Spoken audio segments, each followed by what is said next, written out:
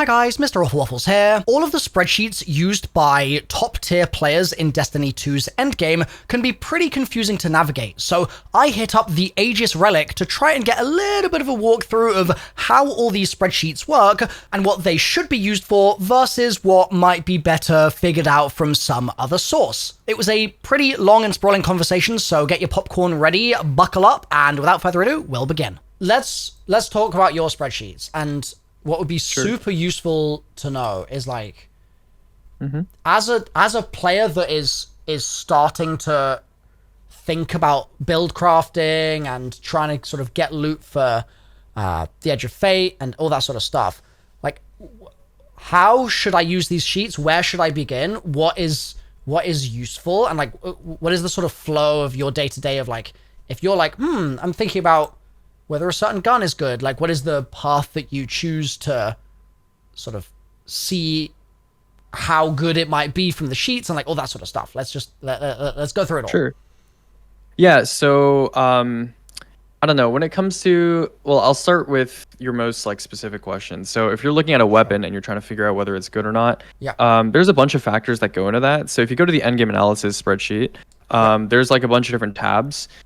There's the Archetypes tab, which I think is somewhere over to the left. If you like scroll left in the tab somewhere. Yeah, it's like next to that one. So this one has a lot of numbers in it, but you don't need to worry too much about it. The main thing is that, fundamentally, I guess like the most important factor that determines whether a weapon is like good or not is it's mostly its archetype. So like what kind of weapon it is, right?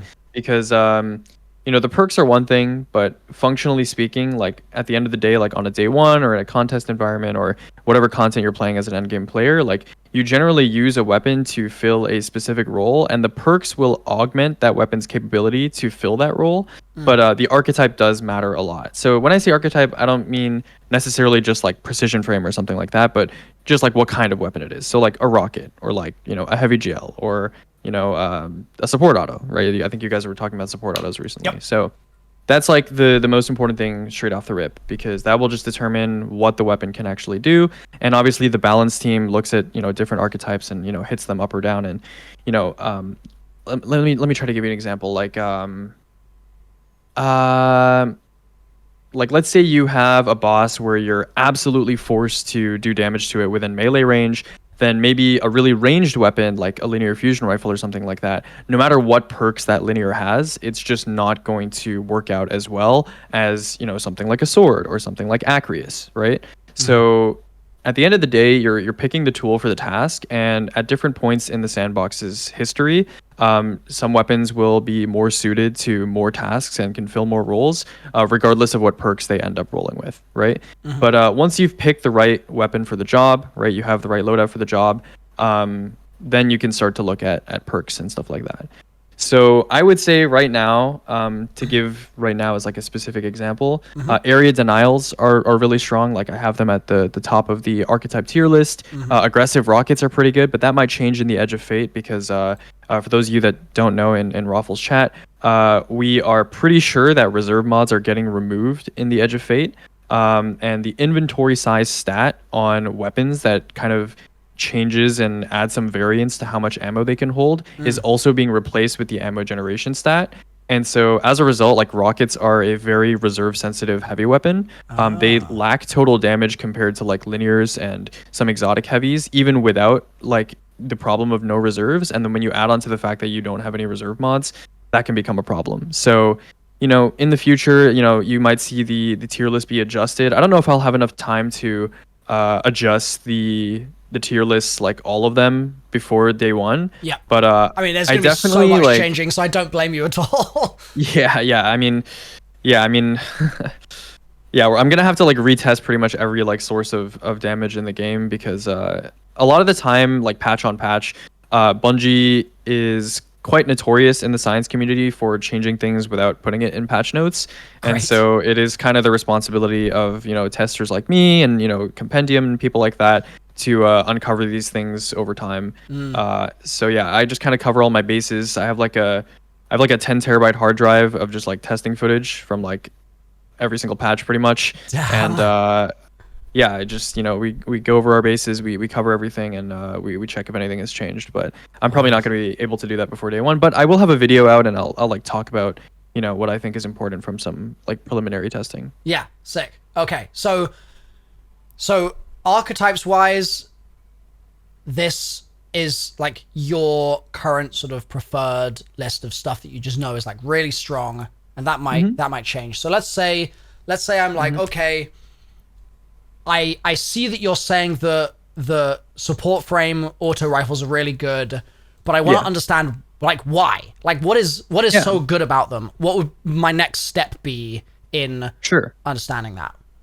Yeah, so the thing about the support auto, it's just kind of like a cheat code for survivability. So a lot of the time, there's like maybe like 3 or 4 factors that make the support auto really broken in endgame content, in contest specifically. So when the support auto first came out, a lot of the endgame community, whether it's like solos or low manners or like just day one contest people, they were kind of sleeping on the support auto a little bit. Because it's a bit of an awkward weapon to use. It has like projectiles, and it's like its damage profile is decent, but it is kind of awkward to use on enemies. And it was a bit unclear as to like, whether it would be actually useful or not. But I think people have actually warmed to it a lot. And the main reason is this, right? So number one, restoration is it's a subclass verb or subclass effect, right? And normally these things are tied to abilities, and abilities are tied to cooldown. Well, support auto, you can fill up its meter extremely quickly with any sort of damage. So melee damage, grenade damage, weapon damage from your rocket, from the support auto itself. That meter fills practically instantly. Even in endgame content where you're not doing maybe as much damage, it fills extremely quickly. So maybe Bungie could balance it by making it more difficult to fill or something like that. But don't give them any ideas. Don't do it. Right. So that's number one, right? Yep.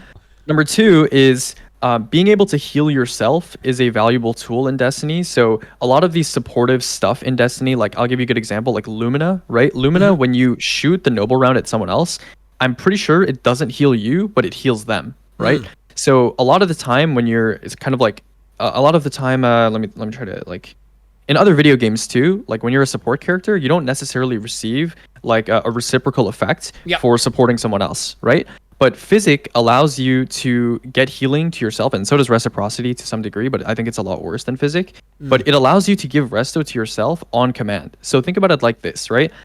A lot of people like, Healing Grenade Warlock, Speaker Sight Warlock because of its healing capability, but so the support auto allows any class and any subclass and any build, as long as you have the support auto on, to not only heal your teammates in a pinch, but also heal yourself. Right? So Physic is really great because let's say you're low HP and you can just use one of your teammates as a battery and just like hold left click on them, 5 bullets on them, and you have resto for like 5-6 seconds. Right? So it is in Destiny, right? A lot of the builds that people use right now that are really, really strong, endgame players like favoring these builds, are abilities and weapons that have agency in a very quick snap moment. You know what I'm saying? So like in a pinch, right? If you need to heal yourself, or you need to kill a bunch of stuff really quickly, Consecration is really, really favored by a lot of endgame Titan players because it's a massive explosion that also basically heals you to full health as long as you kill some stuff, right? So in these kind of panicked moments, you can just kind of heal yourself with the support auto. It's really, really useful for that.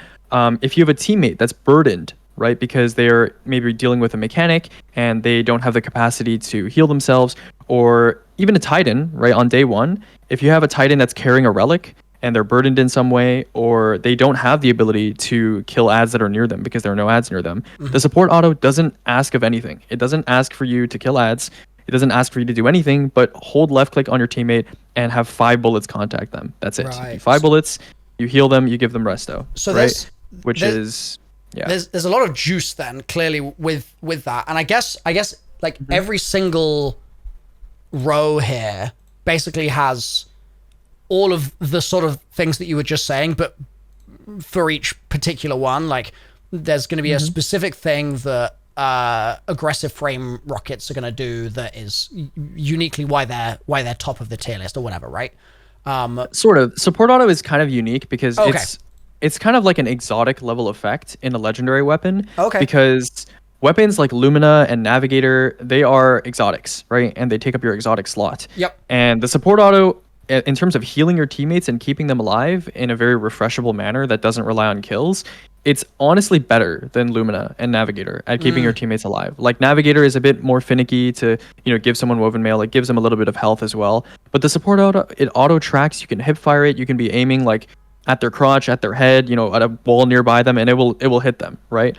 And it passively charges in the background. It's just I don't know. It's an incredible tool. It's maybe needs a bit of a nerf, but it's very strong. So the support auto is a bit of an exception. Okay. Most of the weapons in Destiny are just a numbers game, right? So if Bungie, for example, were to rebuff rapid fire heavy GLs, you'd probably see them near the top of the tier list, but they've been nerfed and their damage profile is not particularly amazing. Same thing with primaries. A lot of them primaries are a little unique compared to special weapons. Special weapons and power weapons, they are very fleshed out in their identities. Primary weapons, they're kind of just primaries, right? Like hand cannon, SMG, sidearm, whatever it is. Like, yeah, it feels different, but they kind of serve the same purpose. Yeah. Whereas a mountaintop versus like an area denial versus a sniper versus a shotgun versus a glaive, they all have very different roles.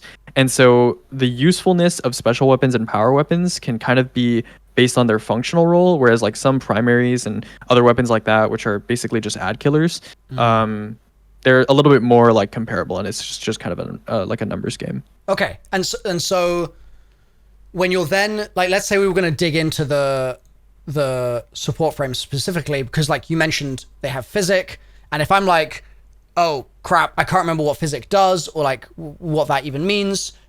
Would the flow then using the sheet be to go to the auto rifles tab, which is here, and then there's my support frame, no hesitation, and then I can see, so these, what you've got here, these are the preferred perks in terms of like, is this like more of sort of shopping listy, what I'm going for the god roll? Yeah. So that's just like a reference. So if someone was to like get a weapon that they're not familiar with, they can go to the tier list and be like, oh, okay, so this is like an A tier or like an S tier weapon, or like it's something that I should look into.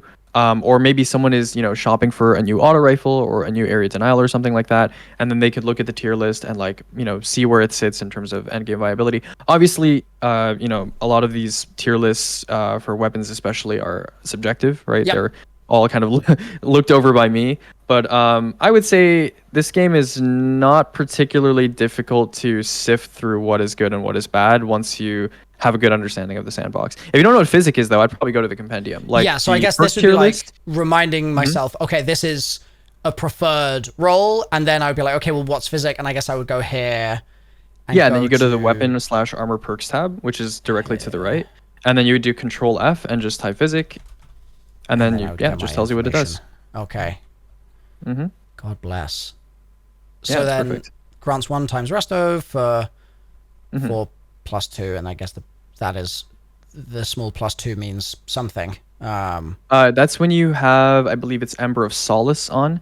So the way Compendium works is a little pro tip for you. It's a lot of the text is color coded to mean certain things. So a lot of the time, like italicized red text will mean PvP only. Italicized blue text might mean PvE only. A little plus sign with a number next to it means what happens when Ember of Solace is equipped. So that's a solar fragment on Solar 3.0 that increases the duration of stuff like Resto and Radiant from all sorts of sources. So support frame is one of those sources. Yeah, there's other like almost every single like subclass family has a fragment that increases the duration of stuff, right? Okay. So like Strand has like Thread of Continuity, Void has like I think it's Echo of Persistence. Yeah. Got it. Okay, so that's that.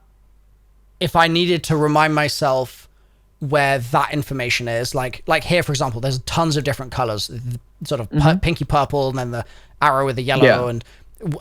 Is there a legend that you know of? I don't. Some sections have like a legend. Like if you look directly above you, right now it says enhanced traits will have their bonuses in bold and italicized yellow. Yeah, so sometimes it'll tell you, but I mean, the more you look at Compendium, the more it's like it's fairly obvious. I would say like the thing that you pointed out with like the little +2 thing, that's like one of the only things that it's like, oh, you need to like kind of know what it might be referring to. The rest of it is like, you don't really need to know what the color coding means. I mean, obviously like green and purple means special and power. It's the majority of it is just this yellow, as they've said. Like, Yeah, there's yeah, not a it's huge amount else. not And then that red is important, PvP. yeah. Red italics is PvP, right? Red italics can mean PvP, but it can also mean like this is a restriction. Like, Okay. this is a restriction. Yeah. Got it. But I Okay. would just focus on the text, honestly. Like the plus thing with Ember of Solace, that's maybe like honestly like the only thing that is like a head scratcher, maybe, if you're looking at the thing at face value. Okay. So let's say I've decided that I've got my support frame, no hezi, cool, that's fine. I'll go for my god roll, I'll get that sorted. But now I want something to do crazy boss damage with. Like, we could do a sort of a worked example here. I just did Vault of Glass for like the Vault of Glass reprisal for the first time. And I was kind of in charge of being the like newbie build crafter for the team. Like, all of the knowers in the squad were not allowed to contribute to build crafting. So I was kind of feeling around in the dark a little bit, and there were small things that I've learned so far that I was able to apply. Like, at one point I was like, I'm finding that it's quite difficult to hit this boss's crit spot, so I'll get everyone to put on Sleeper because I know it does good body shot damage. And like, I'm sort of making very beginner level build crafting decisions. But if I was going to just be like, okay, I need to build a stack of perfect damage for Templar, for example, because we did Templar with challenge, so you have to do it all in one spot. You just have to beam it 100 to 0 in that in the single spot. And if I was wanting to optimize that, like, how should I use the sheets to build that appropriate stack of both the correct weapons being utilized and also debuffs? Like, how do I piece it all together? That is a good question, and honestly, that is, I think, one of the more underrated skills in Destiny that separates like good players from great players is being able to look at an environment and see what those environmental factors that affect your damage or survivability are, and being so aware of everything that's in the sandbox that you can come up with a strategy that makes sense. I think actually that's probably the biggest challenge in Destiny. Like, execution is a big part, and like a lot of people, really stress execution as a big thing, but having the right loadout on in Destiny makes the game like 50 times easier, right? So like, no matter how good of a player you are, just being on the right loadout that's tailor-made for an encounter will just make it much easier. To answer your question though, I don't know, it's kind of tough. The endgame analysis, like the tier list that you're looking at right now, are more for people to find the weapons and understand the roles that are like the most frequently applicable in endgame content. So it's not so much to like, I guess, craft a loadout around, because when you say craft a loadout, I guess you're assuming that someone already has like the good weapons and they just need to pick between the good weapons, right? Yeah. So I guess what the tab I'm currently on is a little bit more like making sure that I've got all of the spices in my spice rack so I can chuck them in when it's the appropriate time. But then once I've been shopping, I've got all my stuff in the cupboard ready to go. Maybe there's a different, like, maybe I should be looking at this at that point, or like, what would be maybe the first step? Even just a rudimentary, basic sort of beginner build of being like, should I use Sleeper for this, or should I use Queenbreaker? Like, how would I make that comparison? So, okay, that's a good question. If you go ahead and look at the Fireteam S26 tab, okay, so this is a tab that basically has like a ranking, I guess, of any damage strategy that I think is relevant or I've been asked to test for a given season. So S26 would be this season, Heresy. And if you scroll through it, like you scroll down a little bit, there's like a bunch of different options. A lot of them are some, crazy zoinked out, damage rotations, but some of them are like just, Whisper or Queenbreaker or Thunderlord or Grand Overture, right? So options many people are familiar with. There's Queenie, I can see. Yeah, so this is kind of a, it's not necessarily like super realistic, because what I've done here is I've taken an option like Queenbreaker, and I basically said to myself, if I wanted to do optimized damage with teammate support on Queenbreaker, what would it look like ranked against other options under the same circumstances? So, for example, maybe in like your average scenario, you're not going to be playing like Prismatic Warlock and having, Praise Revenge with access to Elemental Honing ×5, right? So these are supposed to be, representations of, weapons at like their highest level, at like their highest level. So this is a reference you could use if you're looking for that, hyper optimized, not necessarily like contest ready, but like, hyper optimized, you can control all the variables type of situation. And this will give you an idea of like what has what DPS.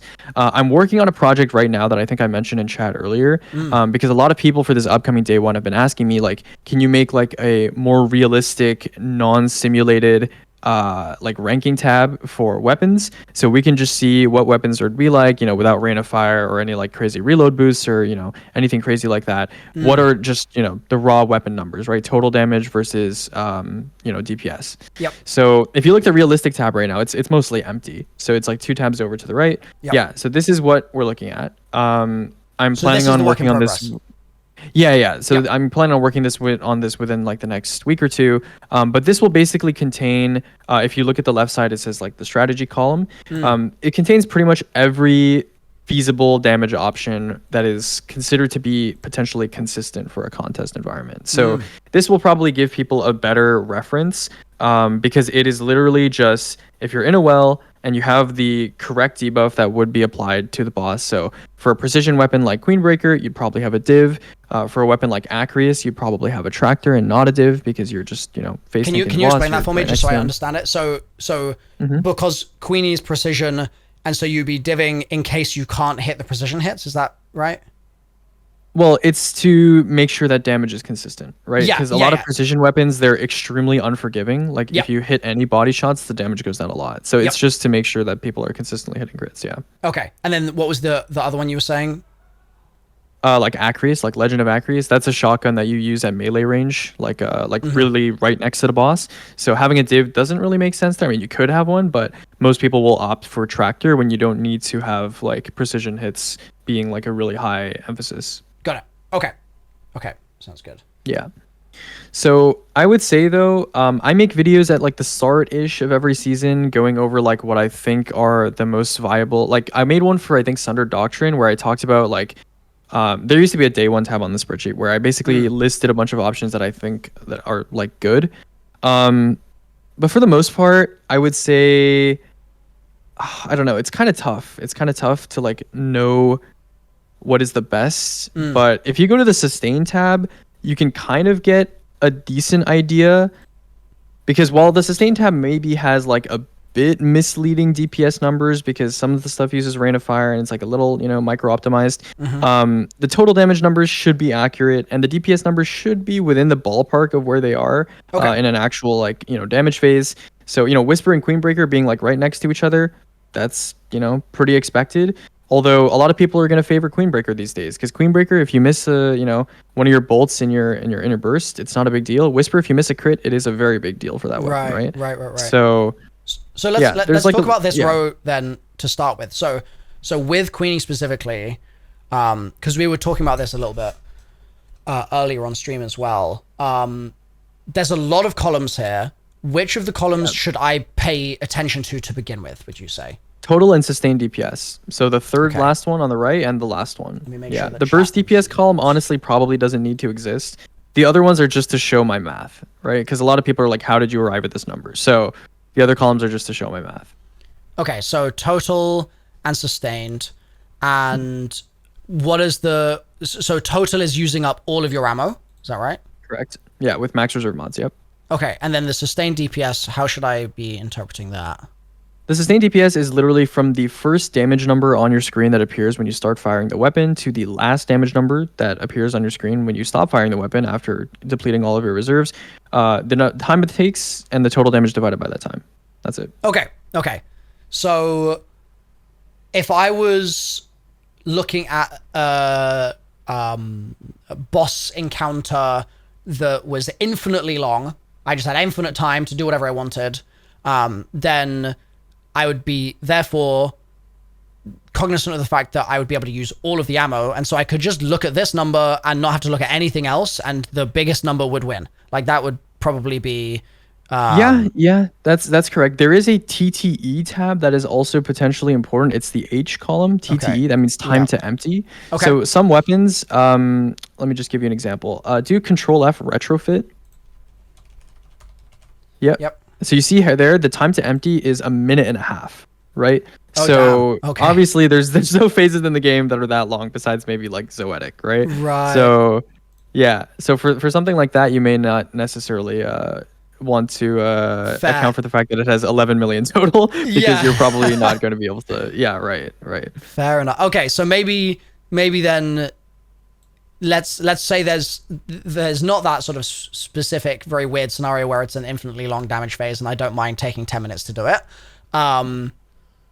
Then we're basically, it looks like this is how this is already sorted, just going top down in the sustained DPS column, Winterbite, which I don't think I've even unlocked. I don't think I've ever used this. This is the highest sustained DPS. Is that it is, but anything where it says simulated is a little bit iffy. Okay. I get some flack from from the solo and low man communities for including entries like these. But yeah, Winterbite is technically very high sustained DPS. It is just extremely unrealistic to keep up winners Guile stacks for that long. But yeah, it is very high DPS. But yeah, glaive melee damage numbers are going to change a lot next season, so I don't expect Winterbite to be up here. Yeah, it's just kind of like when you see stuff like this, just read the italicized like description and just kind of like, I guess, see whether it like makes sense for a consistent environment. So Winterbite with like, as you see, Warlord Sigil ×5, that's the Winner's Guile perk, the exotic armor, and that's a 5-second timer, right? So very, very annoying to keep up during damage. Yep. Unless you've like, I guess a cool thing that you might not be aware of is like when you tether a boss, or just tether in general, if you hit a target that's tethered, it distributes part of that damage, like the body shot damage, to the rest of the adds that are in the tether, right? So a strategy people use for melee damage is they'll tether a boss and then they will start doing, for example, grapple melee damage to the boss. And because some of the grapple melee damage gets distributed to the adds that are stuck in the tether, those actually still count as melee kills. So it'll refresh maybe Worm God stacks or like Warlord Sigil stacks. Wow. So you could do that with Winterbite if you wanted to, but you need a teammate on tether. But yeah, I would just ignore the Winterbite entries here because first of all, next season, they're probably going to be a lot less relevant. Yep. And second, it's just like Winterbite is usable. Like you could use it in contest on certain bosses. But it's like, you know, melee range bosses are fairly uncommon in Destiny for the most part. And melee range bosses where you would use Winterbite are like also not very common as well. I did glaive only blind ultimatum prophecy, and I wish I had this. I am sad that I didn't. That would have been handy. It is a bit better than a legendary glaive. I was using Vexcalibur in the end for a lot of it because it was my only exotic glaive.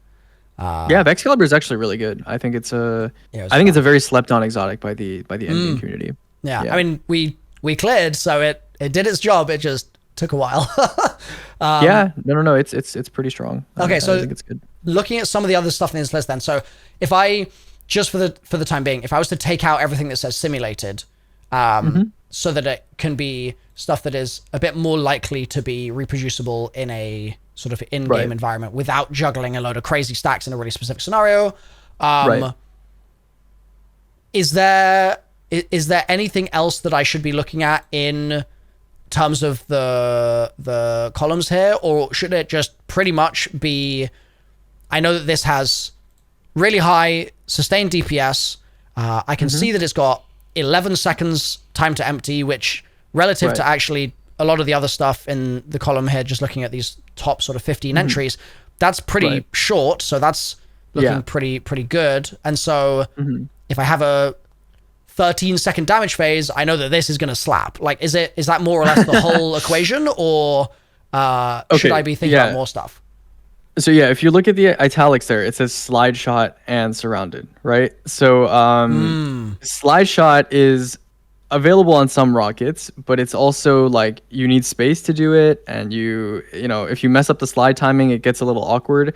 So rockets are rockets in Destiny are interesting because when you just use them by themselves and you like manually reload the rocket and you just shoot the rocket over and over, they're not amazing, right? They're not particularly good DPS. They're kind of worse than heavy GLs when used that way, even with Galley buffing them. Okay. But rockets in Destiny have always had this balancing issue where they can be very strong if you can bypass their manual reload and just shoot at their max fire rate, right? So rockets can actually shoot about once a second or once every 1.1 seconds if you had like an 11 mag rocket, just to give you an example, right? Okay. And there was just no reload involved. So any weapon strategy, the reason why like rocket rotations even existed to begin with is while you were waiting for your rocket to reload, and instead of like manually reloading a rocket, in the time that you would be manually reloading, you pair it with other like high damage special weapons like Izanagi's Burden or maybe like a special GL. And then that's kind of why rocket rotations existed to begin with. So to answer your question about why this rocket in particular, this entry is so high in the list, is it kind of does the bypass of the manual reload, but it's just its own weapon, just by itself, right? Okay. So that's why Slide Shot is like, so high on this list. But obviously Slide Shot is like very unrealistic to use in like a team setting. Like imagine being in a well and having like 6 people sliding around with a rocket, Dude, right? I need that to happen. That sounds like it would be so funny.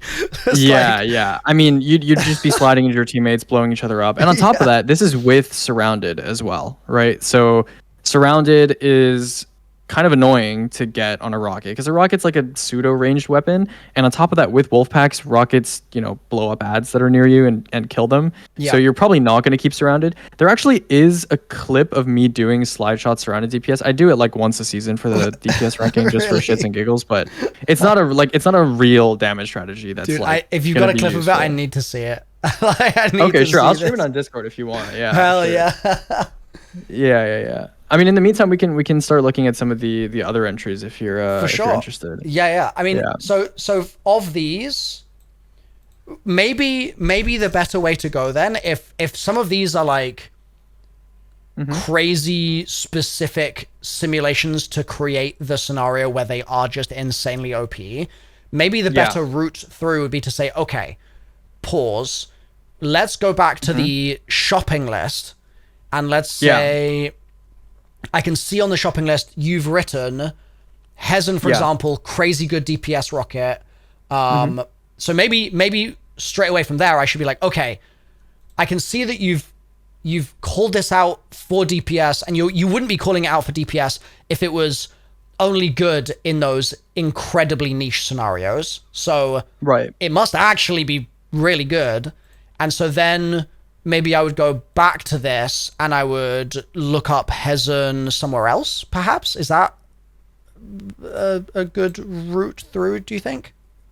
I think the shopping list, I actually low-key like forgot about the shopping list while we were talking about this. Yeah, I think the shopping list is actually a pretty good start for like what weapons you should actually be keeping an eye out for damage. I think the shopping list is like, honestly, like most of what a player would need if they were like new. I think the shopping list is a really good starting point. Because like the shopping list is basically my way of saying I've looked at all this stuff and like here's what I think is like useful for you to get. Like if you're an endgame player and you're just like starting to get an endgame and you just install the game, this is like what you should high priority. I mean, there's literally a priority column that says like this is what you should focus on getting. Right. Yeah. I haven't updated this in like a little bit, probably in like a season or so. So some of it might be changed, but most of it is still pretty accurate. Okay. Like Lord of Wolves would be like high on this list now. Right. Or like medium at least. Yeah. Yeah. So I guess if I just understand the first like 20 rows of this, I'm probably going to be in a pretty good spot to have like a lot of bases covered for like, that's going to include having at least like one player on that support frame auto so that we've got some extra sustain in the team. And then there's some super crazy orb gen going on here. And we've got our DPS figured out. And like, it's going to kind of cover a lot of the roles and bases in a given scenario, would you say?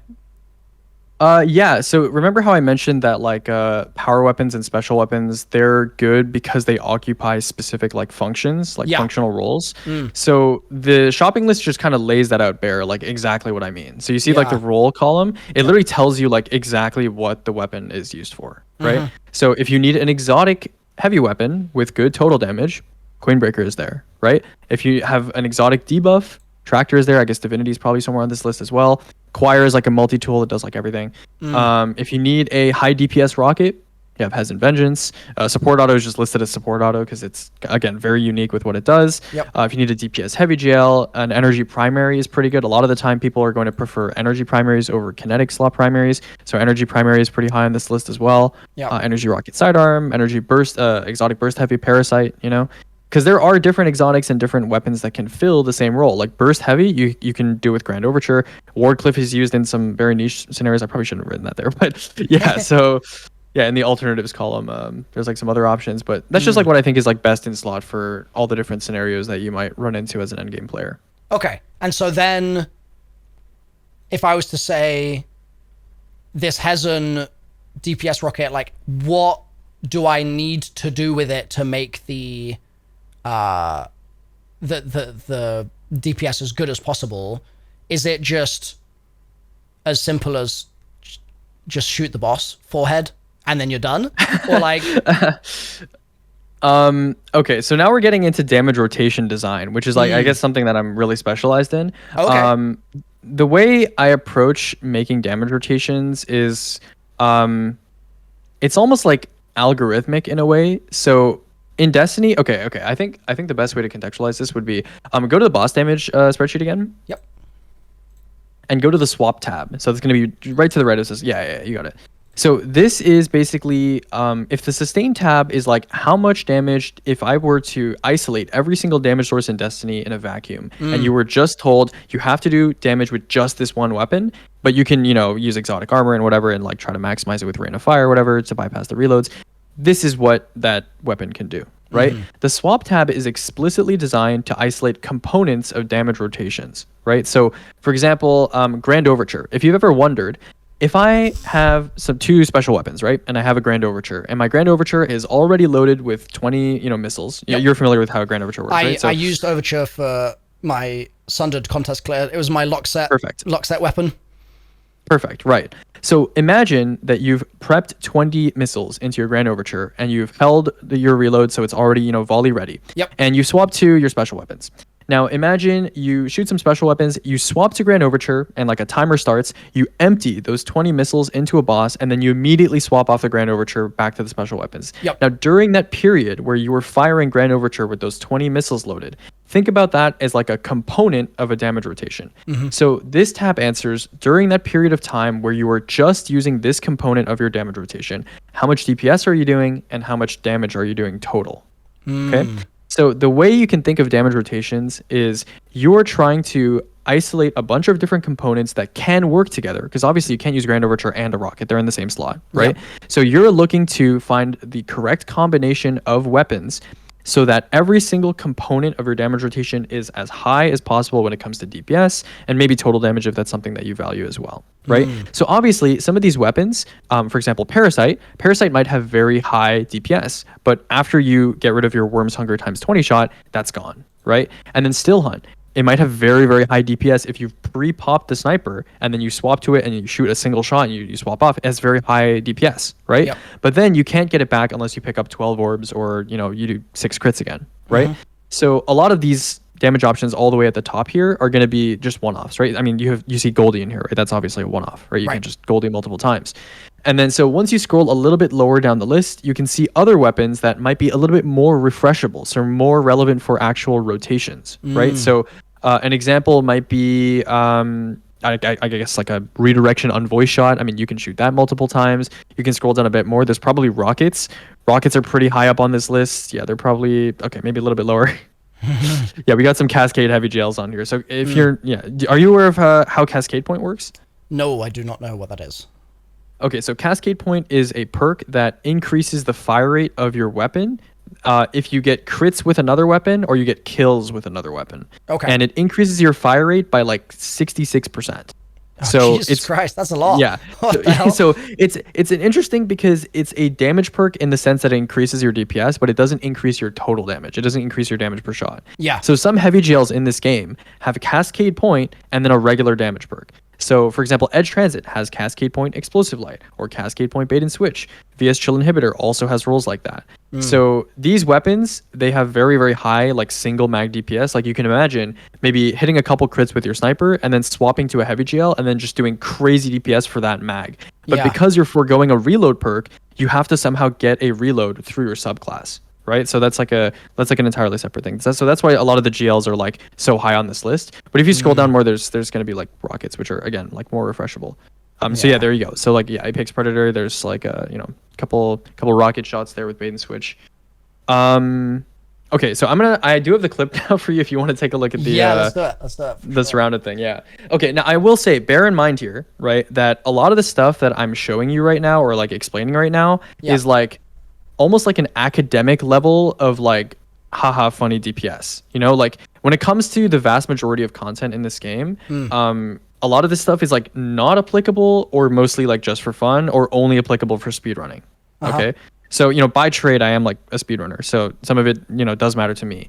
But for most players playing the game, for day ones, contests, master raids, doing Right of the Nine, ultimatum, that sort of stuff. You're really just going to focus on like the basics, right? The basics, the fundamental building blocks, which is generally speaking going to be pick a consistent exotic heavy weapon that has good ammo economy and has good total damage. So something like Queenbreaker, maybe something like Lord of Wolves. Make sure you have buff, debuff the entire time and that you live during damage. That's going to be the most, for the most part. And you talked about optimizing and kind of like build crafting.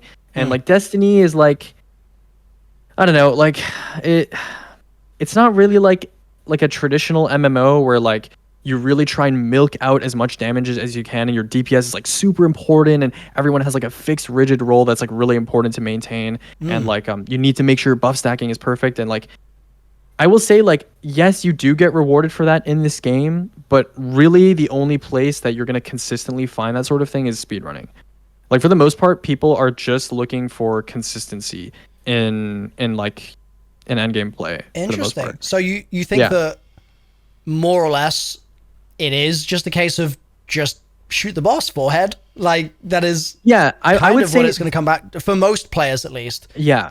I would say when people mess up damage or they fall short on damage in endgame content, it's often because they're missing a fundamental building block and not because they're not doing, XYZ insane damage rotation with Hezen or something like that. It's like, oh, they were missing surges or, oh, we didn't have buff the entire time because we're not used to doing boss damage on like a roving boss that moves around. So once we left the well, nobody was taking care of buff and we ran out of surges, blah, blah, blah. Right. So stuff like that is really going to be more of a difference maker than like, oh, you like didn't do your damage rotation properly. That's, hyper optimized and or like, something like that. Yeah. And just before we get to the clip, so I can make sure I have it clear in my head, when you're saying like making sure that you've got buff debuff sorted, let me tell you my understanding of this right now, and you can correct me where I'm falling short. So your debuff is going to be either like a weaken, which I think is a 15% debuff. Is that right? Yeah. So it's either going to be a weaken or it's going to be a tether, but you can't stack those on top of each other because it's just one debuff, right? So yeah. You'll have one of those, or you'll have one and then another later if one runs out. But you'll have one of those, and then for your buff, you're basically looking at like standing in a well, and that will give you your 25%, or you're getting radiant from some other source, and that'll give you your 20%. But that again also doesn't stack with other buffs. The exception, I think, being surges, I think. So yeah, surges aren't really a buff. I would just call them like surges. They're like their own thing. They're like their own class of thing. Yeah. Okay, so you would have your radiant buff, or are there many equivalents to that, or is it pretty much just radiant? Yeah. No, there's a lot of buffs in this game. There's not that many debuffs, but there's a lot of buffs in this game. Yeah. Okay. But the main ones are like radiant and well. Those are going to be like the two main ones that you care about. So you get those sorted, and then outside of that, it is just make sure you have surges up. If you're obviously using like Sanguine or something, then you're going to worry about the sort of specifics of it a little differently. But for the most part, you make sure you have your surges up, and then you shoot the boss. Like, is that is that the full stack of components, or are there any other elements that I'm missing? It's buff, debuff, surges, and yeah, that's pretty much it. Yeah, Sick. it's Okay. buff, debuff, and surges. That is like almost all of it. Yeah, there's some cases where you might need to worry about other stuff, and obviously like weapon perks if you want to count that as part of the stack, but that's kind of its own thing, right? I think people are pretty aware of that, right? So like make sure you have Bait Switch active on your rocket. Like that's pretty obvious, right? So right. Yeah. So buff, debuff, surges are like the environmental, I guess, underlying things that you should be worried about. Surges, most people are like pretty aware of surges, I guess. Like the only time people mess up surges is when they literally forget to like pick up orbs, or they like didn't swap their loadout or something like that. But people are aware of that. I would say, I guess just like being aware if like debuff is not there, or, like buff is not there. But you know, well makes it so easy. Like well is like just stand in the big yellow circle and you will have a buff. And then debuff is the boss purple. If the boss is not purple, then we have a problem. Yeah. So yeah. Okay. That's there good. are a couple other like buffs and debuffs, but they're not like super important. Okay, those are the main. At least as I described it, if I get comfy with that as the core stack, then I won't be going wrong much. Like as long as you have a well during damage and everybody has surge mods on, and you have some form of debuff that is the correct debuff, quote unquote correct debuff to have for that type of encounter, you're fine. Yeah. Okay, and just to understand, what would make it the correct debuff? Yeah, sure. So in 3-man content, people generally tend to not favor stuff like div and tether, or sorry, div and tractor, I should say, because tractor and div are exotic weapons that kind of sort of force you to forego some of your damage. Tractor is an exotic heavy, so obviously you can't use Queenbreaker and tractor at the same time. Div forces you to literally shoot the boss the entire time with a trace rifle, so obviously you're going to have to sacrifice some of your damage. So in those situations, people tend to favor like regular weakens, seasonal weakens, which are like a third type of debuff that we haven't really talked about. I'll mention that in a second. Or they use tether, right? Tether has duration problems, which I think your chat pointed out earlier. Tether is really only good for very short phases, right? So people kind of use triple shot tether for that sometimes in speedrunning and stuff like that. Or it's good for phases where the boss spawns ads around them and can extend the tether. Because tether can go up to like 30 seconds if you get kills on tethered enemies in the tether. But most boss damage phases are pretty isolated. The classic tether boss is like Sanctified, right? Because Sanctified, have you done Garden yet or no? Yes, I've done Garden. Yep. Okay, so you're probably familiar with when the boss goes up or when the boss is like jiggling around while you're tethering to him, there's a bunch of goblins near him, right? So a lot of people will use tether on Sanctified because, you know, it tethers the goblins, you can get an extension, and the Sanctified phase is also pretty short too, so you don't really need to worry about tether running out. Okay. So, yeah. So what were the seasonal ones? Oh yeah, so the third type of debuff that you should be aware of, you know what Particle is from this season, so that's an example of a seasonal debuff. Now, seasonal debuffs, they can kind of vary, right? Sometimes they are just straight up void weakens, right? There's a lot of debuff sources in this game that are classified as void weakens under the hood. So a void weaken is basically a 15% debuff for 6 seconds, right? Okay. And there are a ton of weaken sources in this game that behave the exact same way. They apply a status effect. It is a 15% debuff for 6 seconds. So sometimes in the artifact, you'll get a seasonal mod that is a 15% debuff for 6 seconds. So that will just be like a void weaken. But Particle is a bit special. It's like a third type of debuff that is its own thing. It stacks multiplicatively. It's like a 5% debuff that I think stacks up to 6 times or something like that. Or maybe, no, sorry, it's 5 times I think. And then it goes up to like a 27.9% debuff, which is like, and it's only for fusions, right? It's only for fusions and linears. So it's like its own special thing. So sometimes Bungie will make their own little special debuffs that are a bit unique. But for the most part, like ignoring the artifact, it's either 15% weaken or tractor/tether, which are in their own category. Okay. Is there anything in the upcoming artifact that looks like it might be a seasonal debuff? No? Nope. Yeah. Most of the time, historically, Bungie has had some sort of weaken in the artifact. Sometimes they won't have one, and this season we don't have one. I mean, this season's artifact, honestly, to be honest with you, not super game changing. Yeah, not one of the most powerful artifacts we've had. It's just, you know, it's like a chill artifact. It's all good. Got it. Okay, understood. In that case, I need to see the clip. I'm ready. Yes. I'm so prepared for this now. Yes. I will show you 2 clips because you were asking about the whole cascade point deal. Let me know when you can see it. Yep, I can see. Okay. So yeah, this is a this is like a horseman surrounded Wait, is crux this? rotation. Yeah, I don't know if I've. Wait, what? Just to check, what Mhm. boss is this? Just to be sure. Templar. I think you In Vogue? you Okay. did Vogue, right? Yeah. So this is Okay. Templar, right? Yeah. So I T crash, I transcend. This was back when you could do bipod swapping on rockets, which is why I have like 16 full damage rockets. But basically, yeah, I'm like sliding into a You're corner. sliding There's like into the ads wall. near me. Okay. We're surrounded. Yeah, it's just like a whole deal. So yeah, there's that, and then I can also show you a cascade point rotation. What should I show you? Anything guess- Vogue or before is safe. Vogue or before? I mean, I Yeah. only test on Templar for the most part. So Okay, it should fair enough, It yeah. should be pretty. Yeah, it should be pretty safe. Okay, it's good we're doing this What? conversation now because I literally did Vogue for the first time like 3 days ago. Like it's Oh, so okay. recent. July. How many raids have you done now? Last Wish, Vogue, Mm. Garden, Deep Stone. I think that's it. 4. Okay. Yeah. Do you have a favorite so far? Garden was the circumstances of Garden, like the team synergy and the oobing that we were doing, and just how goofy ended up being. That was very special. So I think that vibes wise, Garden was just unreal. It was so good. Okay. I also really like a lot of the encounter design. I feel like Deepstone was very cool, but like first encounter I wasn't so keen on. Felt a little bit less raid-like to me because it was a little bit more like one player focus rather than having the entire team like all chaining stuff together and all taking on unique roles that all kind of interlink. I really love when raids do that. Okay. Vogue was cool, but it is sort of tower defense a lot of the time. Like you are just sort of clearing ads. Yeah, it is. Which Yeah.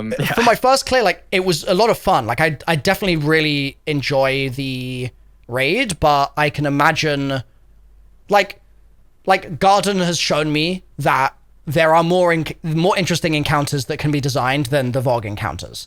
Yeah, for sure. But and then Last So Wish was, you've done was cool as well. you've done the 4 oldest raids then, right? Last Wish, Garden, Deepstone, Vogue. Yes. Yeah. Okay. Well, you got some bangers coming up, so Yeah, I'm excited. We've got Vow on the 29th. Okay. And we're doing blind master challenges under light. On your first clear or like for after? first clear. Yeah. Oh, okay. Have fun. Yep. And then Salvation's Edge is currently planned for the 6th of July. Ooh, okay. Yeah. And we're That one's gonna be a big Yeah. jump up. yeah, fun. I'm excited. I'm very excited. I'm terrified, but I'm excited at the same time. Are you gonna do master on your first clear for that one as well? Yes. Ooh, And okay. The intention is we're going in with a team of 6 blind players, and we are going to race to see if we can clear it in sub 24 hours, which literally everybody has said is impossible for us. But Yeah. I'm stubborn, so I want to prove people wrong. But I we'll will see. say, Yeah. for SC, you're gonna want to make sure that you get absolutely no external input on that Yes. raid if you want that one, because people will definitely try to like spoil that one for you. Yeah. So Yeah. just try to keep that one under wraps Yep. for like the true experience. It's gonna be fun though, and doing it on master for your first clear, props to you if you get that in the first 24, because that raid on master, even in the current sandbox, I think people definitely struggle with it. So Yeah. Well, I will be doing a Yeah. lot of homework on your spreadsheets to understand what tools do I have in my toolkit that I could even bring into a raid in that kind of format. So I'm sure that they will. I will prepare me well. I will say for a challenge like that, like as much as I love my spreadsheets and all that, for like my spreadsheets are very much like an academic reference, I guess. But in practice, like I would say again, like the biggest thing is just the shopping list would probably be of use, right? Yep. So it's like finding a damage option that's consistent and has like solid total damage, and you'll be able to use it during damage and not have any issues with dying or anything like that. And then making sure you can survive during mechanics. That's like the big thing because I would say the more and more you get into like super underlight content, like master level content, and or like contest content, Yep. you know, the minor details on like damage optimization like really start to fall away and like not matter as much as long as you're actually able to kill the boss. Like being consistent is like the most important thing. Yeah. So I mean, that's not really something you can teach as easily. I am definitely working on resources in that department over the next year or so. But yeah, You know what like I think a lot would of be this really stuff useful? is like, yeah. I think it'd be really useful to have a very noob oriented flowchart of are you having X problem? If so, do Y. So I actually do have a video called, I think, like what to use for damage on every single boss in the final shape or something like that, or like for raids and dungeons. So I kind of go over every single raid and dungeon boss and I explain my thought process as to like why certain weapons are used on that boss. So maybe you'll find some value in that because I could explain that. After I've done yeah, the raid, yeah. Okay. Maybe don't spoil yourself yet. But I could explain that like right now, but okay, you know, this is from when I was first starting YouTube, but when I was first starting YouTube, there was not a lot of like content like explaining like buff stacking and just the fundamentals of damage that I'm talking about. Yep. So although this stuff is like maybe 2 years old or something like that, a lot of it still holds up. There is a 7-part series on my channel where I just talk about like what are the basic building blocks of damage that will like lead you to success. Oh, that so like it sounds explains so like good. buff stacking, it explains analyzing a boss's environmental factors, so like phase duration, what kind of model the boss has, you know, if there are ads nearby to the boss, you know, stuff like that.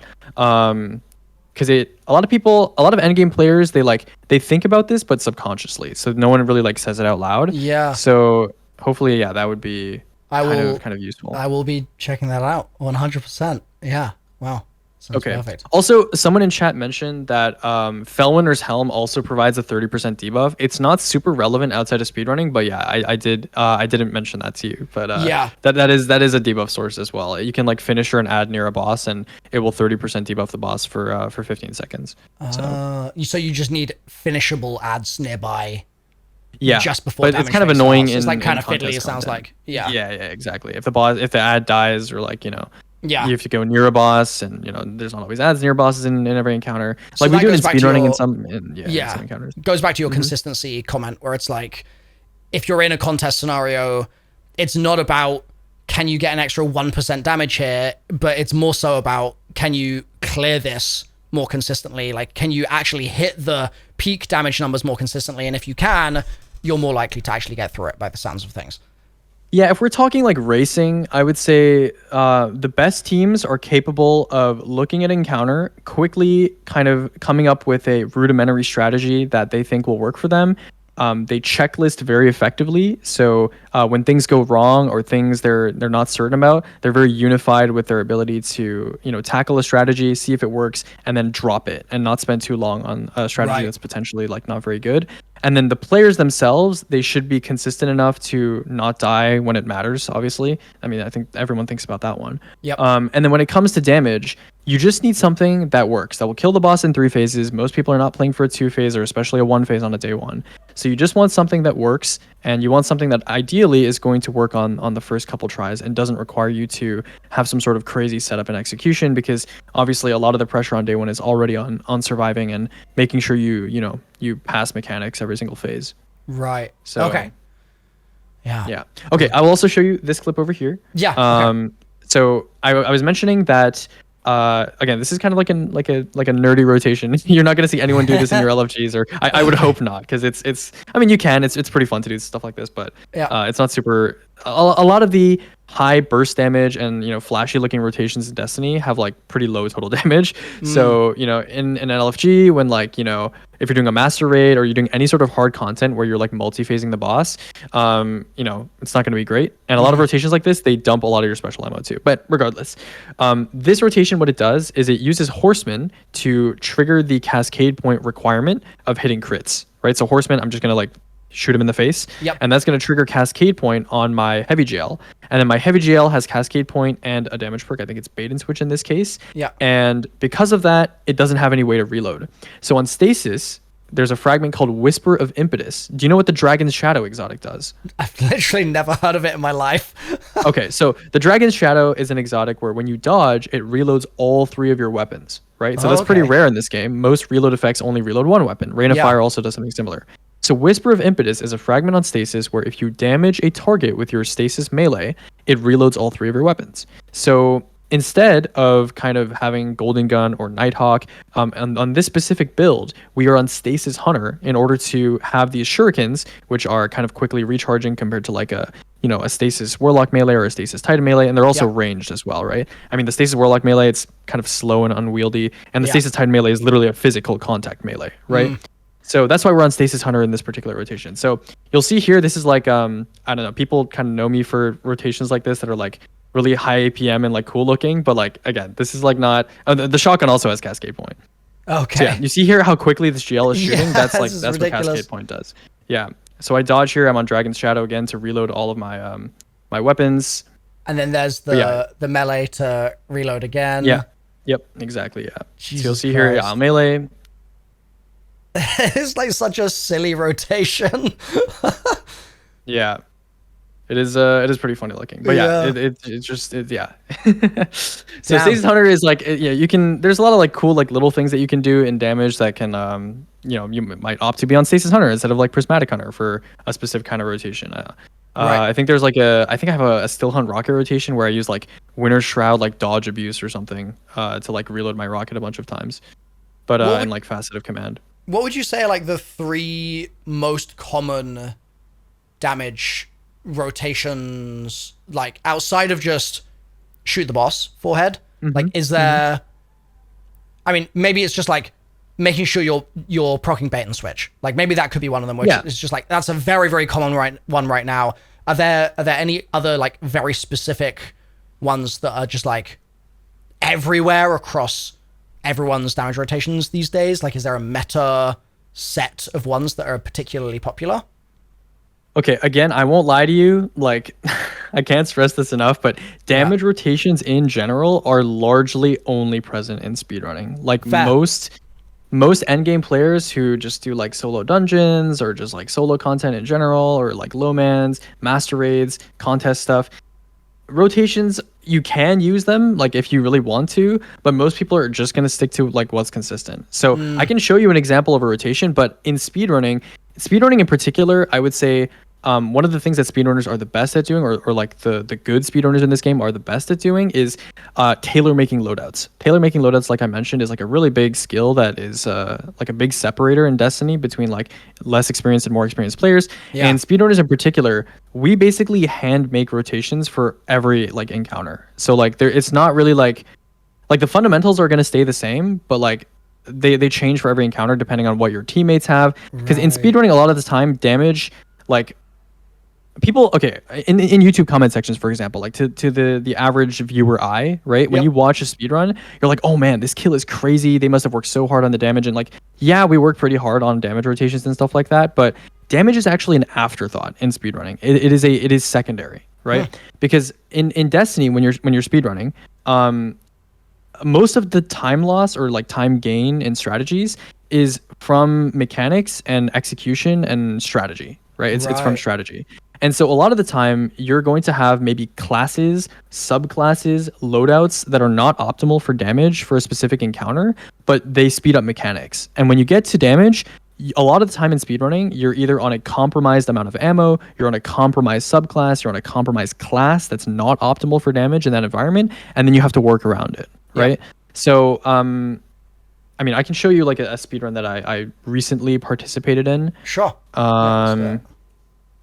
Let me see here. Where is it? I think it is this one, maybe. No, it's this one. Yeah. Okay. So this is Root of Night. Oh wait, you haven't done Root of Night. I haven't done Run yet. No. Okay. I'll show you DSC. I'll show you DSC. Okay, sure. No worries. Okay. So this is DSC, so this is Taniks, right? Yep. And in Taniks, the team composition in speedrunning is, I think, 3 Titans, 2 Hunters, and 1 Warlock, right? Okay. So maybe this season, right, and T-Crash is really strong right now, if you wanted to really go hard, maybe you'd have, and you were just focused on one facing the boss as fast. I have to are you there in 8 minutes? Yeah, this run is, it's a 9:25. Yeah. Bro, it took us like 20 hours. Well, I mean, That's yeah, I mean, crazy. we've done this raid like a lot. Yeah, So, I mean, yeah. I'm sure, but like that is still wow. Okay, yeah, good to know. So Okay, as you go were ahead. saying, sorry. Yeah, yeah. So in speedrunning, I think like a really good example of like the difference between like speedrunning and optimized setup and carefully crafting stuff versus like how you would normally play in like a contest environment or just like with LFGs is bait and switch versus honing, right? That's like a classic discussion with Hezen, right? Hezen has both bait and switch and honing. With bait and switch, you don't necessarily get the damage perk on your first rocket, 30% cap, lasts for 10 seconds, right?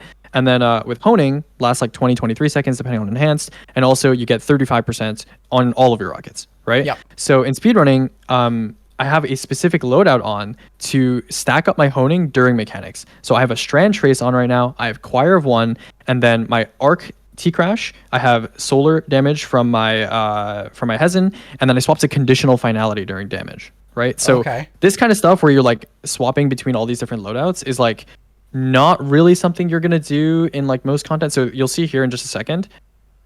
So I'm the operator. I get my teammate out of the bubble, and then I unravel some ads to get that strand stack of honing on my rocket, and then I start using choir to kill the rest of the ads here, and then we skip to damage. I swap to a damage loadout with conditional finality, an arc psychopomp, right, the area denial, and then my rocket, and then we immediately T-crash the boss, and then I have 5 stacks of honing as soon as I damage with conditional here. Yeah. Yeah. So, and the boss is like, the kill's pretty fast. Cooked. Yeah. Yeah. So, the thing about like loadouts like this is that there's all these like environmental factors that kind of determine like what you would have on. Like obviously Hezen is like a core component this season because Legend Incarnate boosts its damage by 10%. It's also just like a really good rocket. Speedrunners just like rockets a lot because they're high burst damage weapons. But my special weapons, for example, in Root of Nightmares, not to spoil anything, but for the final boss for damage, I use Lost Signal and Duality, right? Which is like, Duality is a PvP shotgun for the most part. That's how people tend to perceive it. So I get a lot of questions like, why do you use Duality, right? And it's because I have Solar Surges on and I just wanted like a slug that does more damage than a legendary slug. Why do I have Lost Signal on? It's because one of my teammates is on Witherhoard. So a lot of the time people use damage over time weapons in speedruns to tick the boss. So they only need to swap to one of their 2 other weapons to proc Envious Arsenal. Do you know what I mean? Yeah. I've been told that for... Yeah. I think the same applies for bait and switch, right? Like if I shoot my Lost Signal and the fire is still ticking, then I can just swap back to the whatever the other of the 2 weapons is that is not my bait and switch weapon. Yeah. So the thing is, right, when we're speedrunning and we're like discussing loadouts with each other, if you're not aware, no matter what area denial you use, you can only have one area denial ticking on a boss at the same time. The first person who shoots is going to have their pools ticking. Right? Okay. So when you do Envious Arsenal DPS on a boss and you're doing it in a coordinated environment, you got to ask your teammates, like, is anyone going to area denial this guy or can I do it? Right. So in this case, my other teammates, one of them, you can literally see it. One of them is on Witherhoard right now. Right. Yeah. And then I'm on an area denial, which means nobody else can be in an area denial. Or else when they go to like pull out their rocket, it's not going to be loaded because they're not getting any ticks on their screen. Yeah. Right? So yeah, there's like a bunch of little stuff, and I'm using conditional finality, which is again not a weapon people tend to think of for boss damage, but conditional finality has high swap DPS, it has stasis damage, and I'm also on Facet of Command. So Facet of Command is a prismatic fragment that auto reloads the weapon that you're holding out when you freeze a boss, and so or suppress a boss. But conditional freezes bosses on its first shot. So it auto reloads. So it's basically like a 3-shot aggressive shotgun that I have in my kinetic slot that also does decent burst damage and like freezes and ignites the boss. So I see what you mean about how it's like you are tailoring loadouts for the encounter at this point. Yeah. So a lot of the time, what's super cool with speedrunning that I don't think you find in a lot of like other endgame content is a lot of the time me and my teammates will be in an encounter and we'll like understand the assignment, I guess you could say. We'll understand the assignment and then we'll be like, we'll literally go to the exotics tab and just like look through exotics and be like, yeah, what would be good here? And then we'll just like try stuff out, which is like really cool, I think, right? There's like in Trio Deepstone Crypt, for example, like Graviton Lance is like, obviously people like Graviton Lance, but it's not really like a speedrunner weapon, right? Because for the most part, exotic primaries are not very good in speedrunning outside of like Trinity Ghoul because they lack the instant impact and just lethality of like a rocket or an area denial or a wayframe, right? You want to be able to kill ads instantly. So the funny thing is, in Trio Deepstone Crypt, you have 2 people, I think, go forward, and 1 person stays back on Graviton Lance. And because all the ads spawn really clustered, people have tried a bunch of different weapons in Trio Deepstone Crypt to be able to kill those, those ads that spawn in front of the hatch at the very start? Yeah. The Dark Council guards. Yeah. So they spread out really quickly, right? So you want to kill them as fast as possible. And so people tried a bunch of different exotic weapons. Galley, it has too much travel time, only 1 person shooting it, doesn't kill everything. Different rockets like Truth. People tried a bunch of stuff. For some reason, Graviton Lance's exotic perk, when there's that many ads with void shields and stuff like that clustered up, it just nukes everything. It just nukes everything. So there's a bunch of like weird places in speedrunning where you use specific exotics that like you wouldn't think are very good, but people just like use them because like they tried a bunch of stuff and it like works. So yeah, tailor making loadouts is like, it's like one of the most fun things I think in speedrunning. I have a lot of fun with like coming up with like, just cool stuff to use that I like a lot. So to theorize for just a second, in Edge of Fate, we now have like, I'm going to make like 17 million assumptions in a row here, but just like work with me. So in Edge of Fate, we're on Kepler. Let's assume that the raid is using some of the enemies that we've seen in some of the preview gameplay so far. So that would be Fallen, that have, I know that people have said like, oh, it's gonna be a Vex raid, but like, let's assume that's not the case for a second. Let's assume it's Fallen with who are using Strand and Stasis. Like we've seen Fallen captains with like Stasis guns and stuff like that in the preview footage.